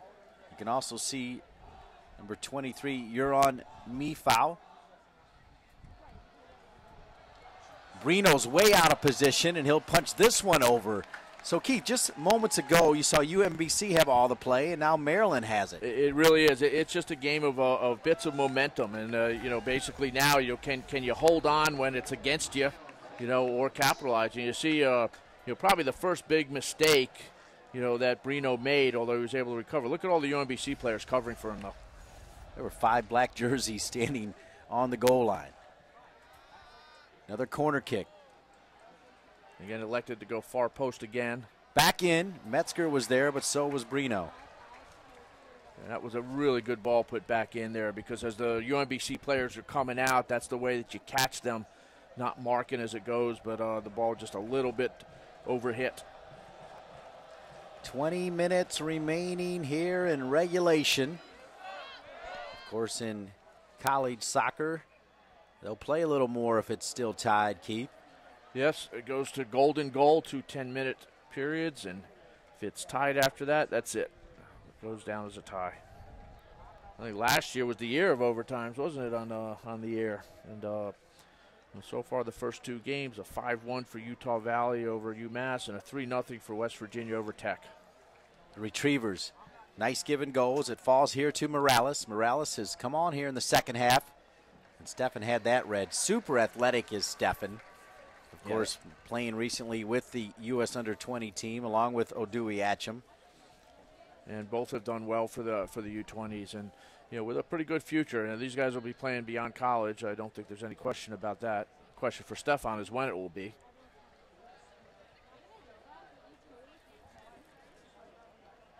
Zach Stefan, 6'2", sophomore from Downingtown, PA.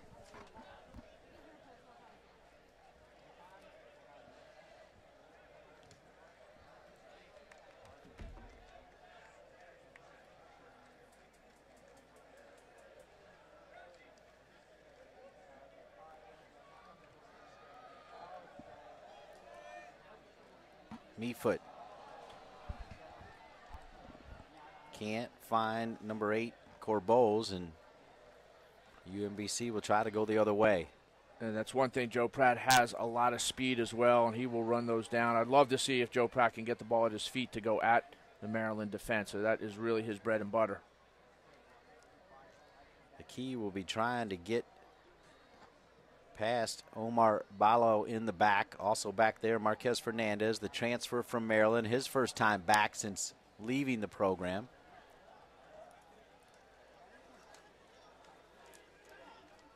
Got to figure there's some emotion for Fernandez. Yeah, there has to be, because, he came here and, a very highly touted recruit coming in and couldn't quite get the playing time. Kept, as a freshman, got some time, but not really breaking in. Of course, an outstanding team and tough to break into. And I think he realized, that going to UMBC was the best for him, and it certainly has worked out well for him and for Pete Caringi Jr.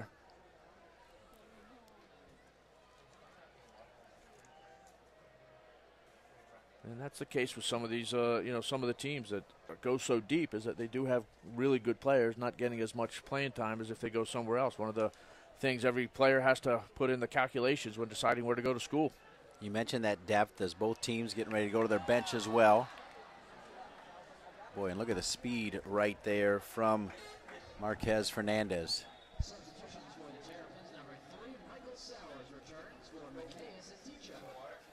Michael Sowers now replacing Mikhail Aticha. Also coming back is Alex Shinsky.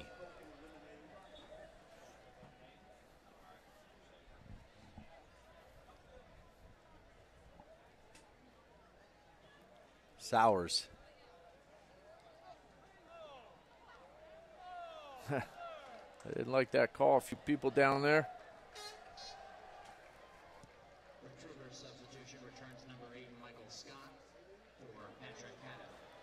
Michael Scott back into the game for UMBC. Trying to spring Shinsky. Yeah, Michael Scott's a player for UMBC that Pete Caringi's going to, really need to get into the rhythm in the attack. And, he's shown some good stuff today, in this game, actually. A couple shots and winning the ball, getting that cross in as well. There's a junior from Scotland.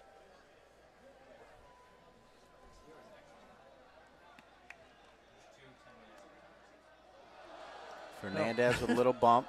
I think he realized he did a little bit more than he needed to there. Yeah, he turned around and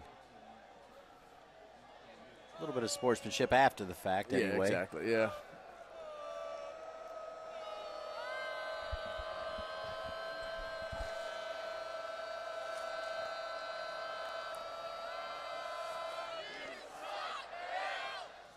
Can't quite make out what the crew's saying there. What about you, Dean? I'll defer.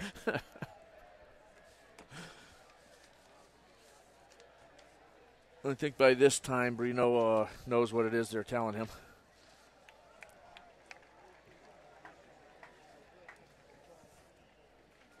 Well, Keith, the word is we didn't break a record, but we do have what looks to be the 5th largest crowd ever here at Ludwig Field, as the number, according to Rob Keogh, 7,284 in attendance. That trails only the 3 games. We'll tell you about them. 8,397, September 6, 2013 against Duke. October 14, 2011 against Duke, they had 8,000. October 19, 2012 against North Carolina, 7,340. I think we had that game too. And now today, 7,284. So the 5th largest crowd. Keith, you're losing it a little bit. Well, I know, Dean. I was just about to say something about the crowd following you, but I guess it's me. If I'm going to lose it and it's about 7,000, I'll be okay with that, though. But this crowd is in great need of a goal, and they want to see one. Maryland has knocked on the door a bit. UMBC has knocked on the door, and this game is kind of leveled out into a fairly even end to end, and it's almost like 2 half-court basketball games going on when they get the ball up there. Here come the Terps. Kabelik back across, almost snuck one in. Are you kidding me? That was so close, far post. That was so close, and I just think he was trying to get the ball across. I'm not even sure whether he was intended to shoot there, but just trying to get it in there and turning on the play, and that Spencer Williams trying to stay with him, knocks it down. I really think he was just putting it across the front of the goal and almost goes in.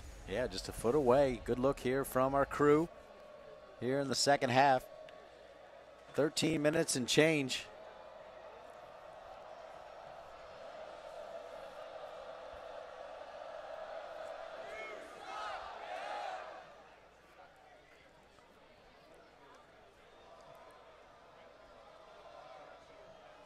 Kabelik. Boy, Fernandez with that little extra effort. It'll fall to Mifau.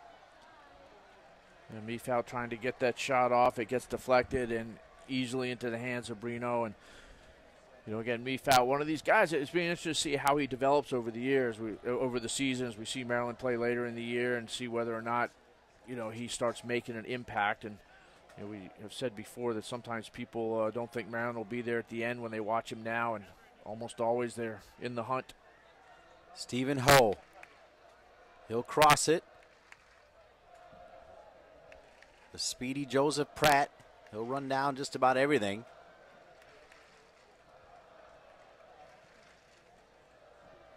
And the starting forwards for Maryland looking to check back in. Snapped out of there by Ambrose.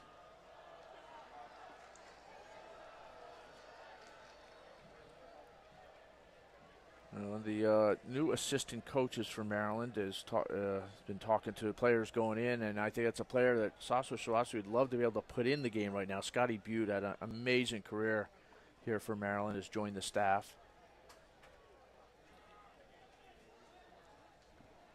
Over the top, Mifau into space. Can he get to it? He saves it, keeps it in bounds, back across, and Brino gets his paws up just in time. I'll tell you what, that was an outstanding save by Brino, actually, getting there, because he was moving towards that ball where it came from the cross, coming that way, and then having to go back the other way. Banjo pushed from behind just a little bit by Denka. Suli Denka along with Odui Atcham. Stephen Ho, right foot, looking far post the whole way, but Zach Steffen had it read. He got big, no doubt about it. Steffen was getting that one. He did. Ho that ball came off his foot a little bit, just got under it, so it ended up floating the ball. He's put in some really good hard crosses before. That was his intent on that. Keith, you said it best here. After a few minutes where it was trapped down on one end, then the other end, it does feel like a basketball game now, end to end after each shot. Except nobody's scoring. There's certainly not a whole lot, straight down. You don't even need the center circle right now. I see this replay as the ball coming in, as the freshman from Holland saves it on the line, and Meefoot gets that cross, and you see again, fantastic reading the game by Brino. And then right back down the other way with Ho getting a little too much on that cross. Easily taken down by Steffen. Back to live action. Shinsky got in there for a moment. Cleared off the back. Ballo will run it back all the way to Brino, and Brino will pick it up in his 18. Under 10 minutes.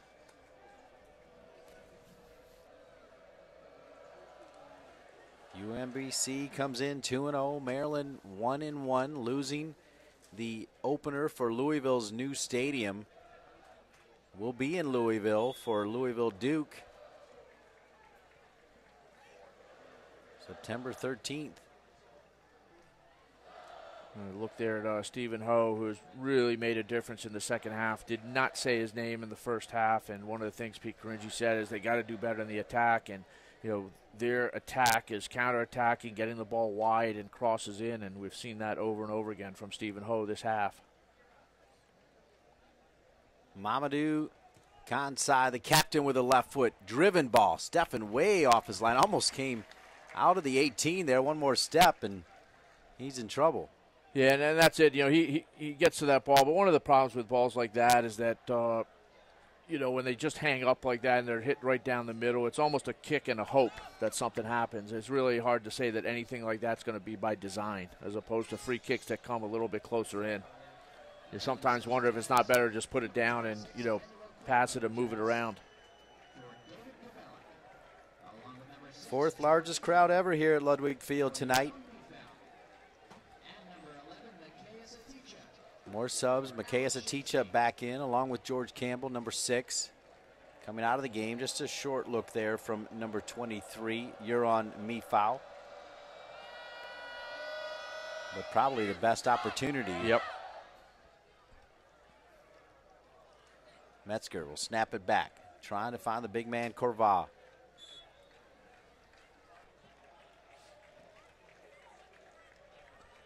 A little over-aggressive now. Maryland's turn to try to put the ball in, and again, most of the time that's been the formula. A few times they've knocked it around the back, and I really think that could end up pulling the defense out a little bit. But Mikey Ambrose looking forward right now.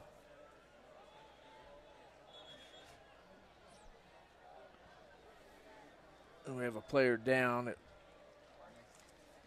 looks like Spencer Williams. Changing his shoe. Yeah.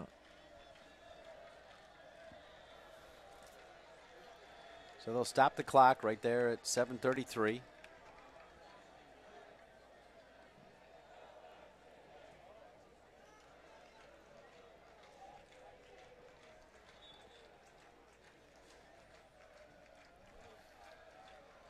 Ambrose just gave it right back to Brino. We've kind of seen that way too many times on both ends, and would not call that being very creative, Dean, in the restart category. And I'd like to see them get that ball, knock it, even you knock it to the center backs and swing it around the other side. At least you make the opposing team have to chase a little bit and move, and maybe something opens up.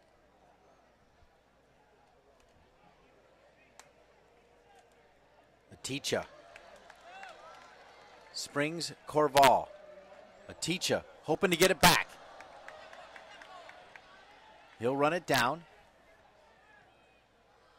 Inside the 18, looking for Sowers, too strong again. Another goal kick for UMBC. Yeah, and what you see there, those are both players running from the middle of the 18 in and nobody coming into the 18, even if Sowers had got the ball.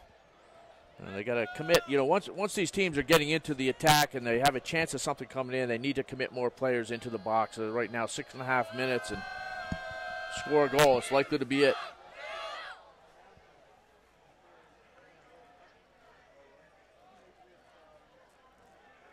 Retrievers winning that third ball. But Metzger stealing it. Metzger to Corval. Great ball. Shot. Brino will save it. Parries it away. Corner kick, Maryland. What a ball from Metzger. Yeah, fantastic ball from Metzger. And then we saw, finally saw Corvo do something, dangerous. We're trying to spring him. Look at the replay here. It's again, we talked about Metzger. He stops the attack and he starts the attack, and this is exactly it. Plays this ball through. But you look at Brino, trying to get a hold. He had a little trouble with this ball. It ends up, it's going away from him, pushes it away. I think when it first started coming, he was going to try to catch it, but going away from him. Campbell actually making a run right down the spine of the field, and he may have been open for Corval to square one. Corner kick, Maryland.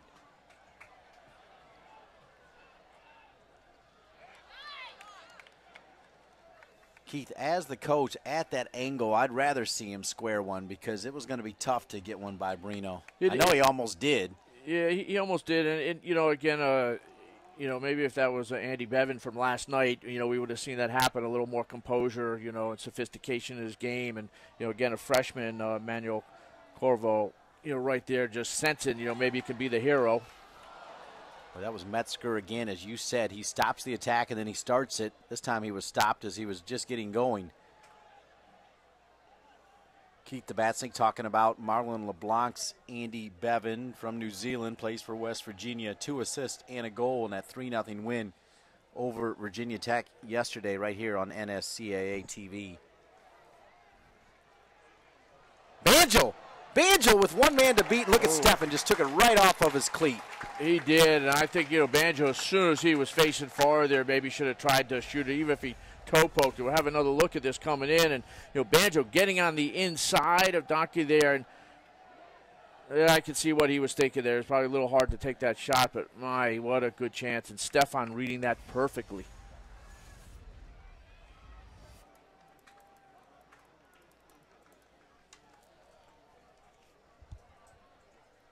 Four minutes.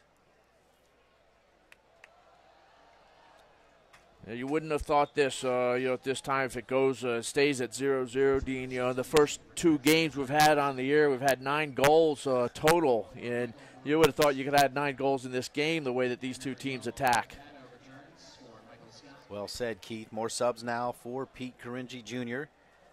Patrick Paddo coming on along with Joseph Pratt. And coming out of the game there, you see number 77, Malcolm Harris. He got knocked around the eye in the first half, but he looks to be okay now. You see Pete Caringi Jr. with the pat on the head. How can you not love playing for both these guys? Very unique, totally different as well. Corval, he's starting to dance. Back across. Aticha's lurking there. Aticha kept alive. Corval plays it down. Shot for Maryland, and all the black jerseys, though, around top of the 18. Yeah, they really hung in there on that one, clearing that ball out. Foul on Danka, taking down Banjo. Yeah, you talk about how you love playing for this. It's not just Pete Caringi Jr. I mean, his staff as well. Anthony Adams has been there for 18 years. We look at the replay of this ball coming in, and just cleared out there. Stephen Ho really doing a good job going both ends, offense and defense. That would have been an easy tap in, and again, UMBC getting that ball out. And I said Anthony Adams, 18 years there. He played at UMBC. Sam DeBone as well, legendary high school coach.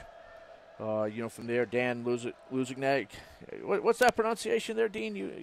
You were telling me that before, but who played there as well, joining the staff. I mean, Dan. I got Dan right, didn't I? You know. Dan the man. Exactly. Of course, on the bench for Sasho Swarovski, Brian Rowland, as you mentioned earlier, Scott Butte, who, as you said, great player here at Maryland. Well, it's interesting. Maryland's got another sub waiting to go in with just 2 minutes, 30-some seconds left.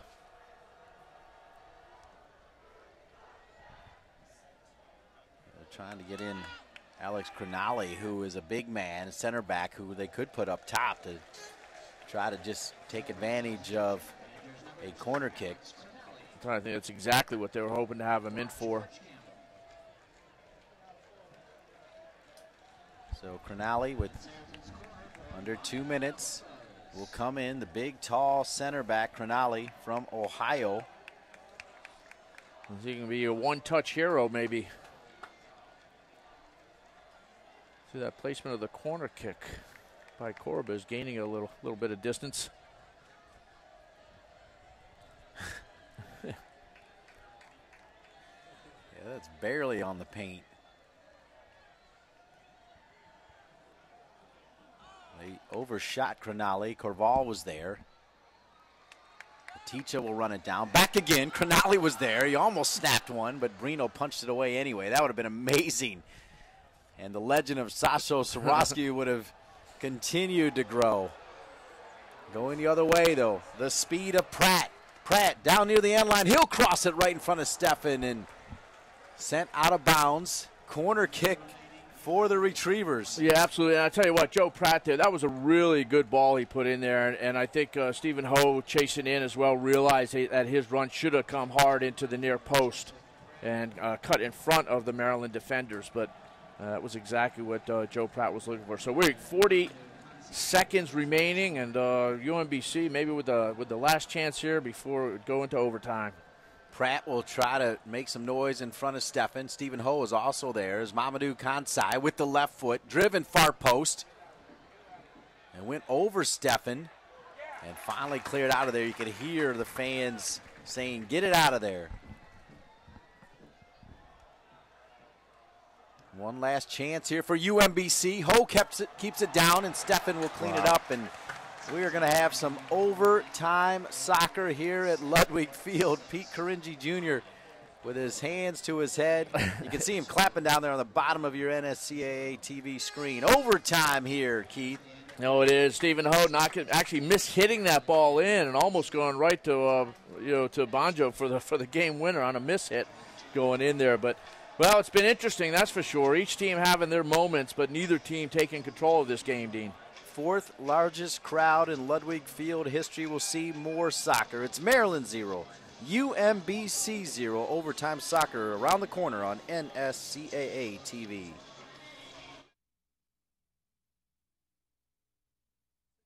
Can't miss doubleheader of Big Ten football Saturday. First, the Badgers look to unleash their dangerous running attack when they welcome Western Illinois to Camp Randall. Then, Northwestern is in for a battle when they square off against Mac Power Northern Illinois. Or you'll see other great matchups tomorrow on BTN and BTN To Go. You watch the match live. You road trip to the away games. You rise and fall with every run. Above all, you live your love of the game.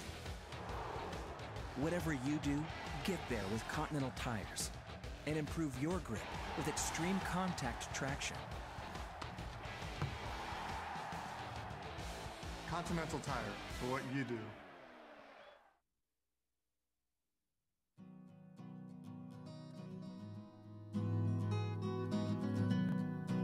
Each year, the NSCAA puts over 7,000 coaches through our coaching education program.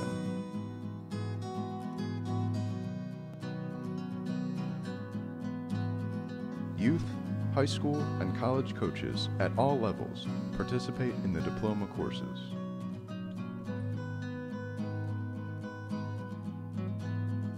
No matter where you are in your coaching path, we have something for you. Join your peers and get educated. Better coaching, better players, better game. NSCAA Coaching Academy. Improving soccer, one coach at a time. Register today at nscaa.com/education. It starts here, the birth of an idea, the heart of innovation and entrepreneurship. Informed by a $500 million research enterprise, shaped by our global perspective, encouraged, prodded, tested, improved, until it becomes fearless.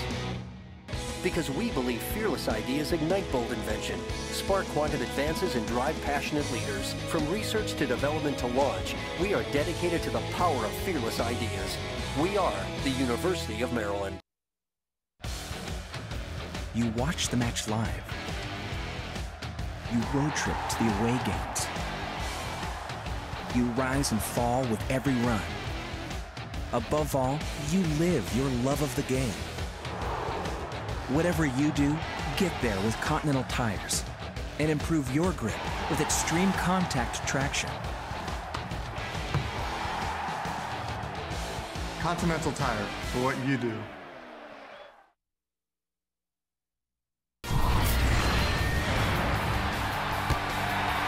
It's another can't-miss doubleheader of Big Ten football Saturday. First, the Badgers look to unleash their dangerous running attack when they welcome Western Illinois to Camp Randall. Then, Northwestern is in for a battle when they square off against Mac Power Northern Illinois. Or you'll see other great matchups tomorrow on BTN and BTN To Go.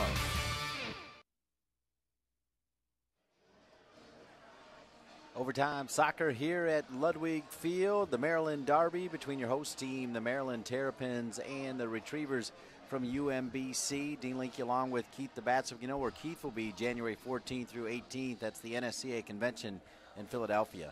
I will be there, and so will thousands upon thousands of coaches. And say this every single week, Dean, if you've been there before, we know you're going back. But if you haven't been there, make it your first time. It will be your first of many.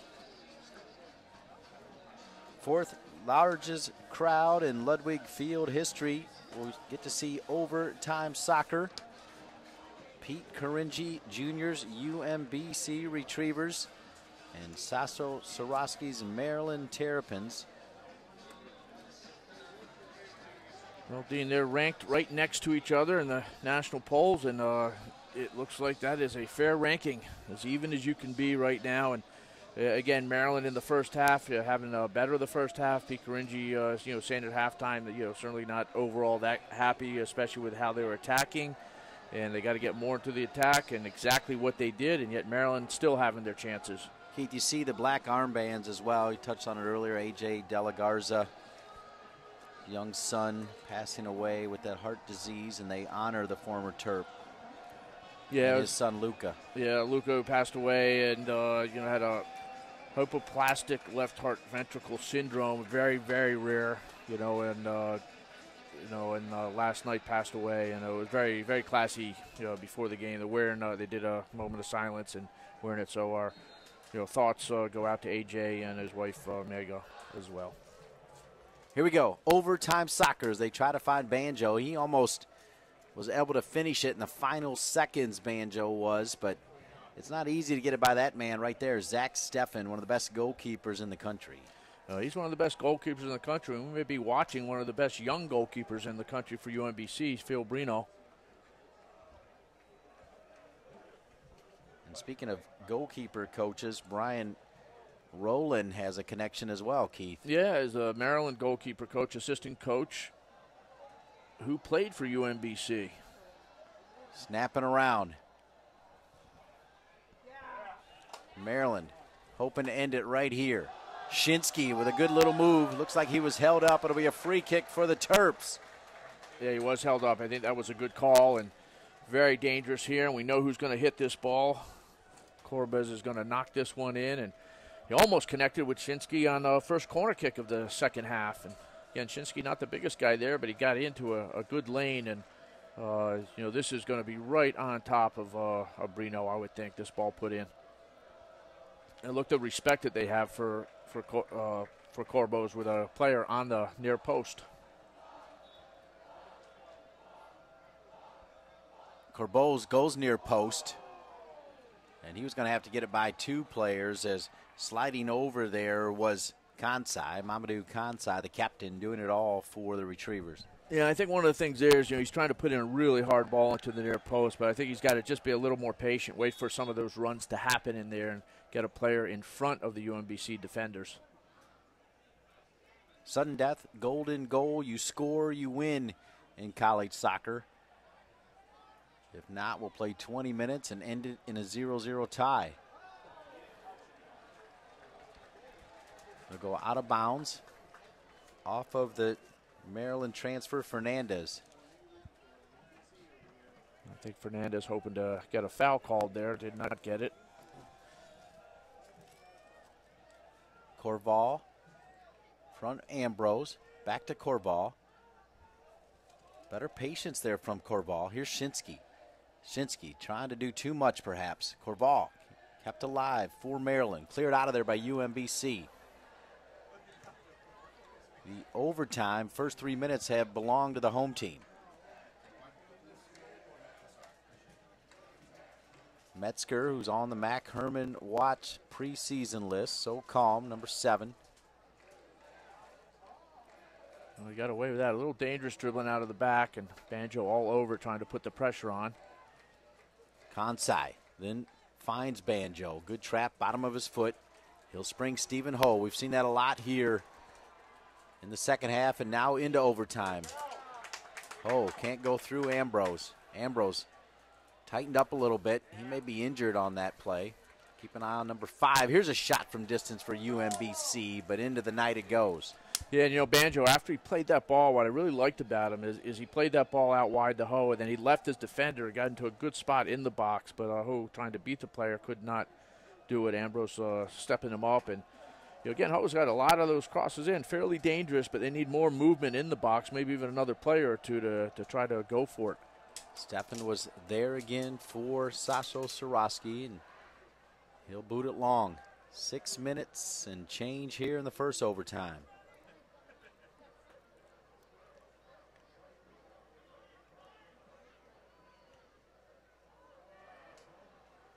That was a wasted ball by Mikey Ambrose. Doesn't happen often off his left foot.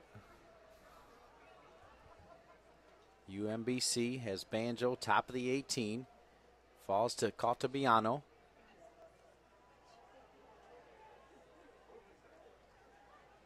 Balo will play it over to Fernandez. Now here's Spencer Williams. That back line has been together for quite some time for Pete Caringi Jr. They've made it tough on Maryland here.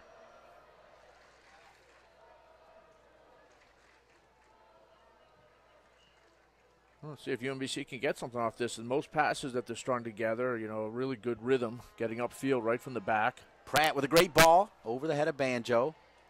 But again, the problem there, Dean, Banjo the only guy in the 18 for UMBC, and they got to commit more players there once it looks like a cross is going to come. Part of that, I think, comes from the respect both teams have for each other's counterattack ability. That a lot of the players that are sitting behind in the midfield a little bit afraid to commit themselves into the box. Michael Sowers back into the game, and a couple players out for Maryland halfway through this first overtime period. 2 subs for Maryland, 1 for UMBC.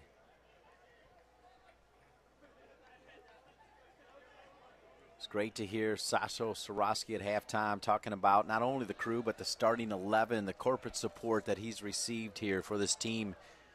Allows him to make those great trips over to England and hang out with those great clubs. Those things are good, and the foreign tours, which NCAA you're allowed once every 4 years in Division I, really add a special experience to the programs that have been able to do it. Banjo. Can he cross it? He does. Boy, look at Steffen. He'll lose it right in front of the goal. So athletic was Steffen, but it was hit with such pace from Banjo that he couldn't handle it. Not only that, but I think it caught UMBC players up there for a rebound by surprise because Steffen never drops a ball. They were a bit flat-footed there, and really it was a good opportunity to have a pretty easy tap in.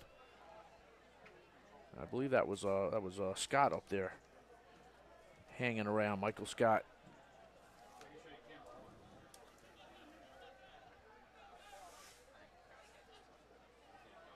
Fernandez steps in. Kansai.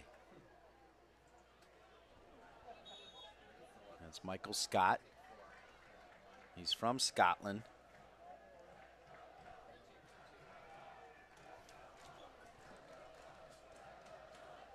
Three minutes and change left here in the first overtime. Can somebody score?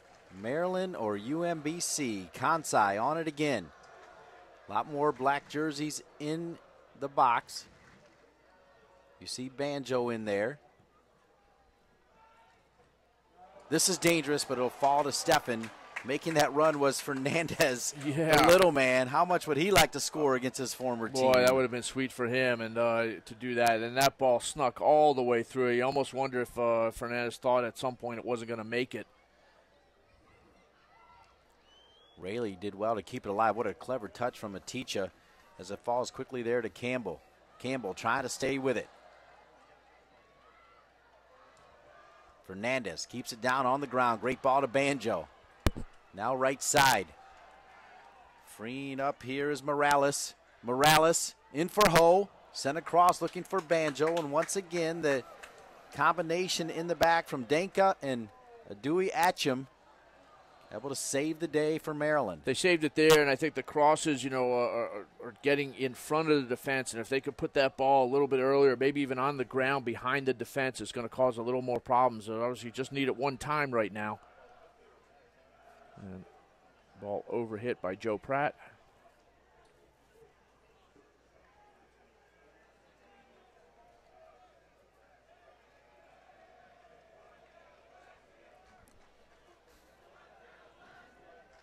There's 90 seconds left in the first overtime. And Dean, as you said, if it goes to a second overtime with no score, it stays as a tie in the NCAA.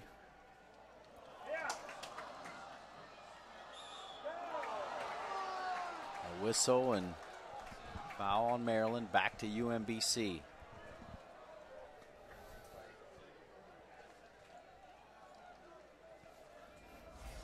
Let's see this again as Mike Sowers getting that good little 1-2. Sowers getting the flick there and getting it back, and a little shove. Wasn't a whole lot there. Shoulders to shoulders actually.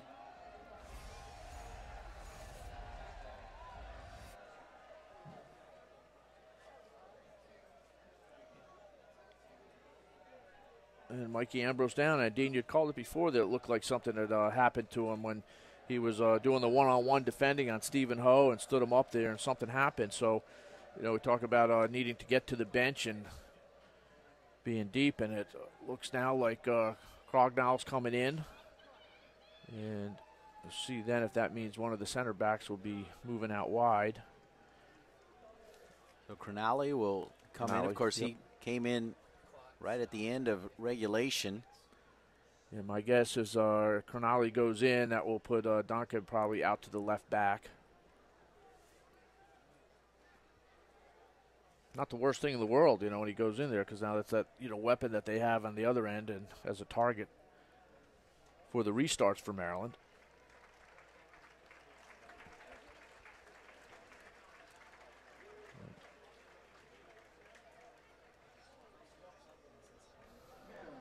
Mikey Ambrose, the junior from Texas. Second team All-ACC last year.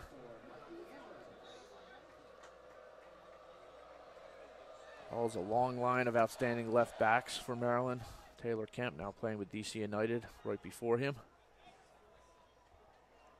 UMBC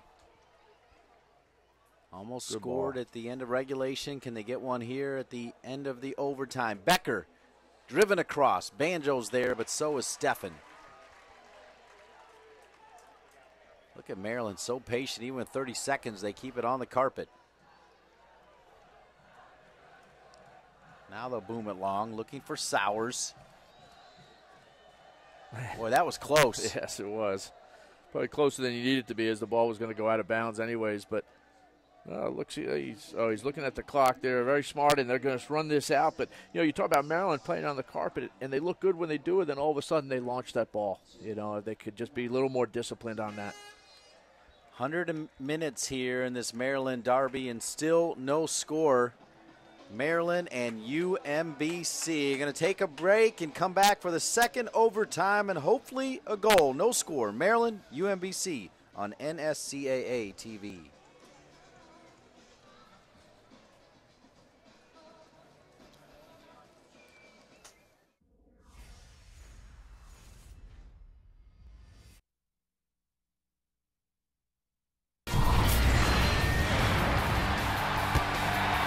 It's another can't-miss doubleheader of Big Ten football Saturday. First, the Badgers look to unleash their dangerous running attack when they welcome Western Illinois to Camp Randall.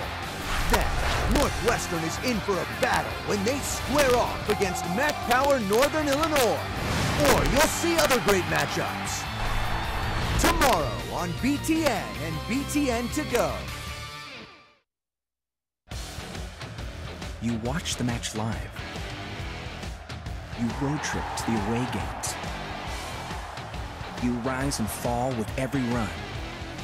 Above all, you live your love of the game. Whatever you do, get there with Continental Tires and improve your grip with extreme contact traction. Continental Tire, for what you do. It starts here, the birth of an idea, the heart of innovation and entrepreneurship. Informed by a $500 million research enterprise, shaped by our global perspective, encouraged, prodded, tested, improved, until it becomes fearless. Because we believe fearless ideas ignite bold invention, spark quantum advances, and drive passionate leaders. From research to development to launch, we are dedicated to the power of fearless ideas. We are the University of Maryland. Welcome back to Ludwig Field, home to the Maryland Terrapins. 100 minutes was not enough as this Maryland derby between Maryland and UMBC rolls on.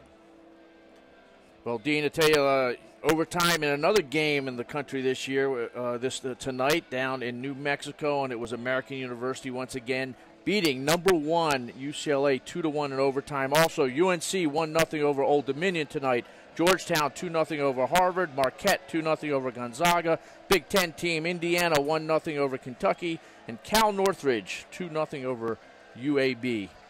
See all the scores at TopDrawerSoccer.com, your home for the college scoreboard. 7,000 plus here at Ludwig Field. I feel like they're all still here looking for a goal from the Terps. Part of that crowd, though, Lot 17, the wonderful supporters club for UMBC.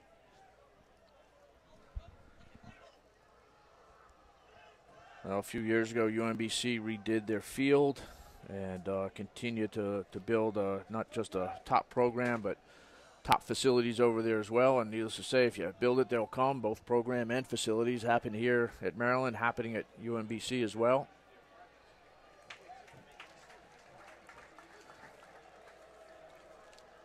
Maryland now in the Big Ten.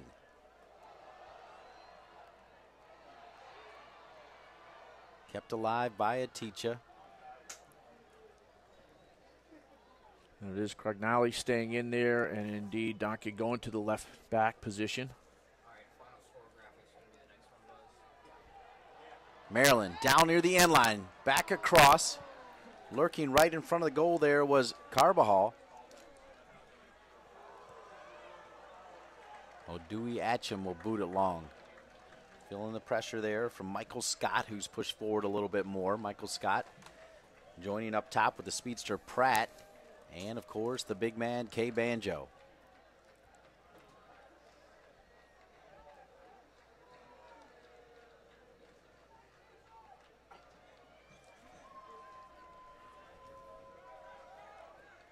Becker to Pratt.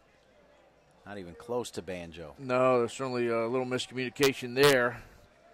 And Banjo coming out. I'd like to see Banjo once in a while peel away and try to get that ball in behind, because most of the time it's his back to the goal there, and he's got some pace.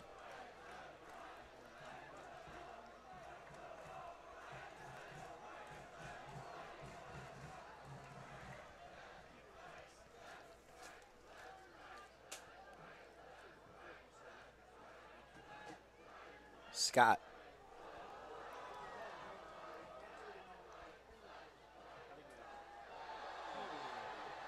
And good call by the referee. But I'll tell you what, Scott playing that ball up there. And again, Banjo, having players all over him. And I think if he, again, if just one time he peels off before that and get the ball over, they're playing him so tight.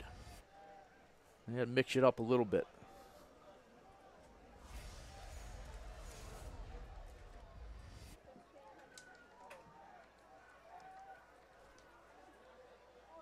Throw in for UMBC.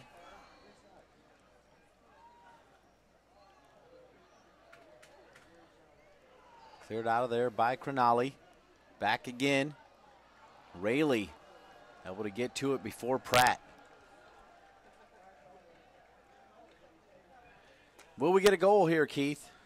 I'll tell you what, not looking like it. Both teams, not for lack of effort, not for lack of balls getting into the 18, but I think for lack of quality balls getting in, though. And, in terms of actual really good chances on goal, they've been far and few between in this game.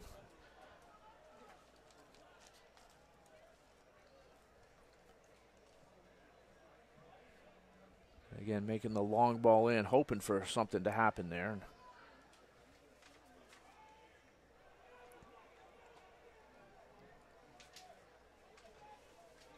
The game has stretched out just slightly here, but I mean, if the teams are just going to hit it, end to end, it won't matter if it's stretched out. They need to get a couple combinations, a couple plays in this middle, and then play it through, draw the defense out some.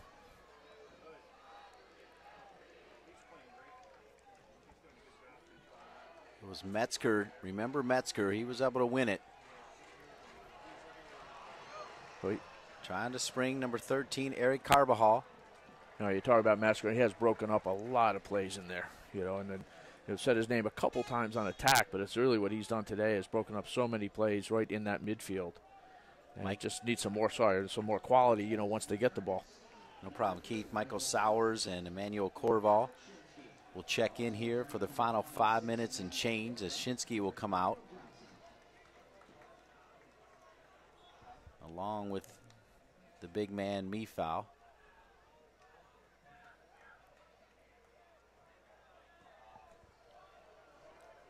They try to play it long, UMBC does, looking for Banjo. And number 18, Umar Balo, as good as advertised from his coach, Pete Caringi Jr. See him right there, 18. Yeah, solid as can be in there. He's won a ton of balls and, a fair bit of pressure in there, but he keeps it all together. A good leader as well. And again, that combination, in there with Marquez Fernandez has been really evident. Sowers. Yeah, Keith, you said it best. I mean, just the whole back line back there.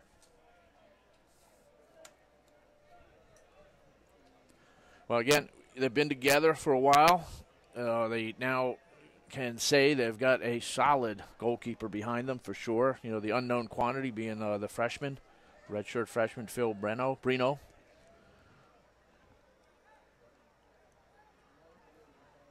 Yeah, Phil can come in here and survive what he's heard behind the goals here. Exactly. And come out of here with a clean sheet. That would be pretty impressive. And as you said, the key piece in that back line right behind the four, that's big, Keith. It is. Well, it's one of the things they have to figure out how to replace. Was Phil Saunders, their longtime keeper. Aticha. I don't know how he did it. He was able to thread the needle and nothing there. We'll see whether or not, as a year goes on, can they replace Pete Caringi III and, of course, Kadeem Dakers, who was also quite a good player for UMBC last year. The 3 starters that they lost.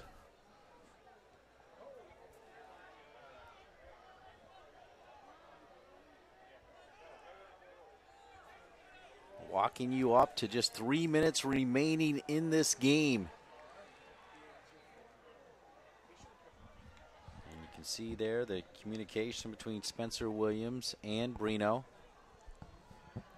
I would say right now, Dean, if it stays like this, 3 minutes left, that it's probably overall a fair result, albeit that the chances that Maryland had have been just a slightly more dangerous, than UMBC. I think Brino has been called on to, let's say, make more significant saves, whether it's be on the crosses or shots than Stefan has, albeit Stefan doing solid other than that one ball that he almost let go. Unusual mistake for him. Remind everybody on Sunday at 1 o'clock Eastern Time, women's college soccer will kick off on NSCAA-TV. But Maryland, they could win it right here. Inside the 18, Carbajal is there, but so is Brino. And not only that, but Fernandez running him off the ball as well. And I thought it was good defending there as he got turned around. Carbajal almost getting on the end, that Brino coming out, but Fernandez getting on. And we'll see it again as it goes in. You see Fernandez just holding him off there.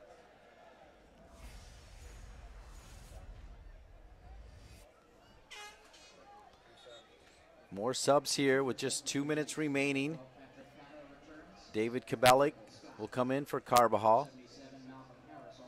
I like this sub here in the final 2 minutes. Problem is you don't have a whole lot of time. Also coming in now for Pete Caringi Jr. on the retriever side is Malcolm Harris, as he'll replace Michael Scott, although I like the play of Michael Scott as well. Yeah, Scott's done well, but he is spent. You can see as he came off there, he was almost too tired to get off the field. You know, Stephen Ho as well, a ton of energy. And Stephen Ho's been just that 20, 25-minute player a half for them anyways. It's maybe because he goes so fast. You know, he kills himself a little bit. But Corval tracks back to keep it alive. Drops it back to Aticha. Corval, pretty good trap on a ball that was driven at him just 10 yards away. Maryland, let's see what they've got. 75 seconds remaining in this game. Kabelik can't get by that last line of Fernandez. Corval will win it. He'll switch it. Bang from behind, still alive. Look at the speed from UMBC and Pratt. Yeah, it was great speed, and I tell you, the assistant referee gives a throw-in to UMBC. It looked like it had come off Joe Pratt, but yeah, where did he come from is a good thing. But boy, he got in there. It almost looked like Kabelik was going into goal. Long throw, and look at Metzger. He'll get a piece on it. That'll give Zach Steffen a chance to boom one long. Here come the Terps. Can they do it in the final 30 seconds? Kansai will snap it back. That could start the counterattack for the big man Banjo, and it'll roll out of bounds. We've got just 20 seconds remaining. And he was actually flagged offside. He just come back onside and got him. That'll give them, actually that offside will give them one more go into the box too. Here we go. 10 seconds remaining. Steffen, look at that ball driven in. Snapped out of there, though. That back line for UMBC has stood up, and Steffen, who came way out, will let that one roll out of bounds. And a Maryland derby with a stalemate. UMBC 0, Maryland 0. And again, as I said, a fair result overall. And, you know, I wouldn't have expected to be a tie at 0-0 with both these teams. They're going to score some goals as the year goes on. But, you know, congratulations to Pete Caringi Jr. and to Sasho Surofsky. You know, tonight I think we're going to see a lot out of both these teams this year. Great respect for these two programs, players that have played against each other for a long, long time, coming up through the very, very talented youth programs in this area, Keith. Yeah, exactly. As we talk about it, not only playing together with each other, but a lot of rivalries that have been going on for many years. And, of course, the stories behind it with guys like Fernandez, who transferred from Maryland to UMBC as well. And, you know, we've seen a lot of good partnerships out there and a lot of good individual players.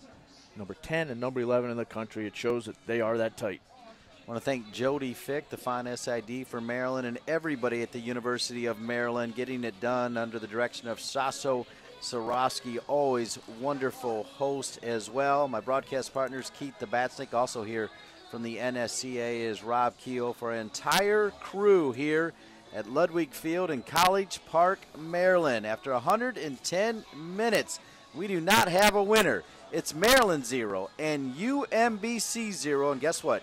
You saw it all right here on NSCAA-TV.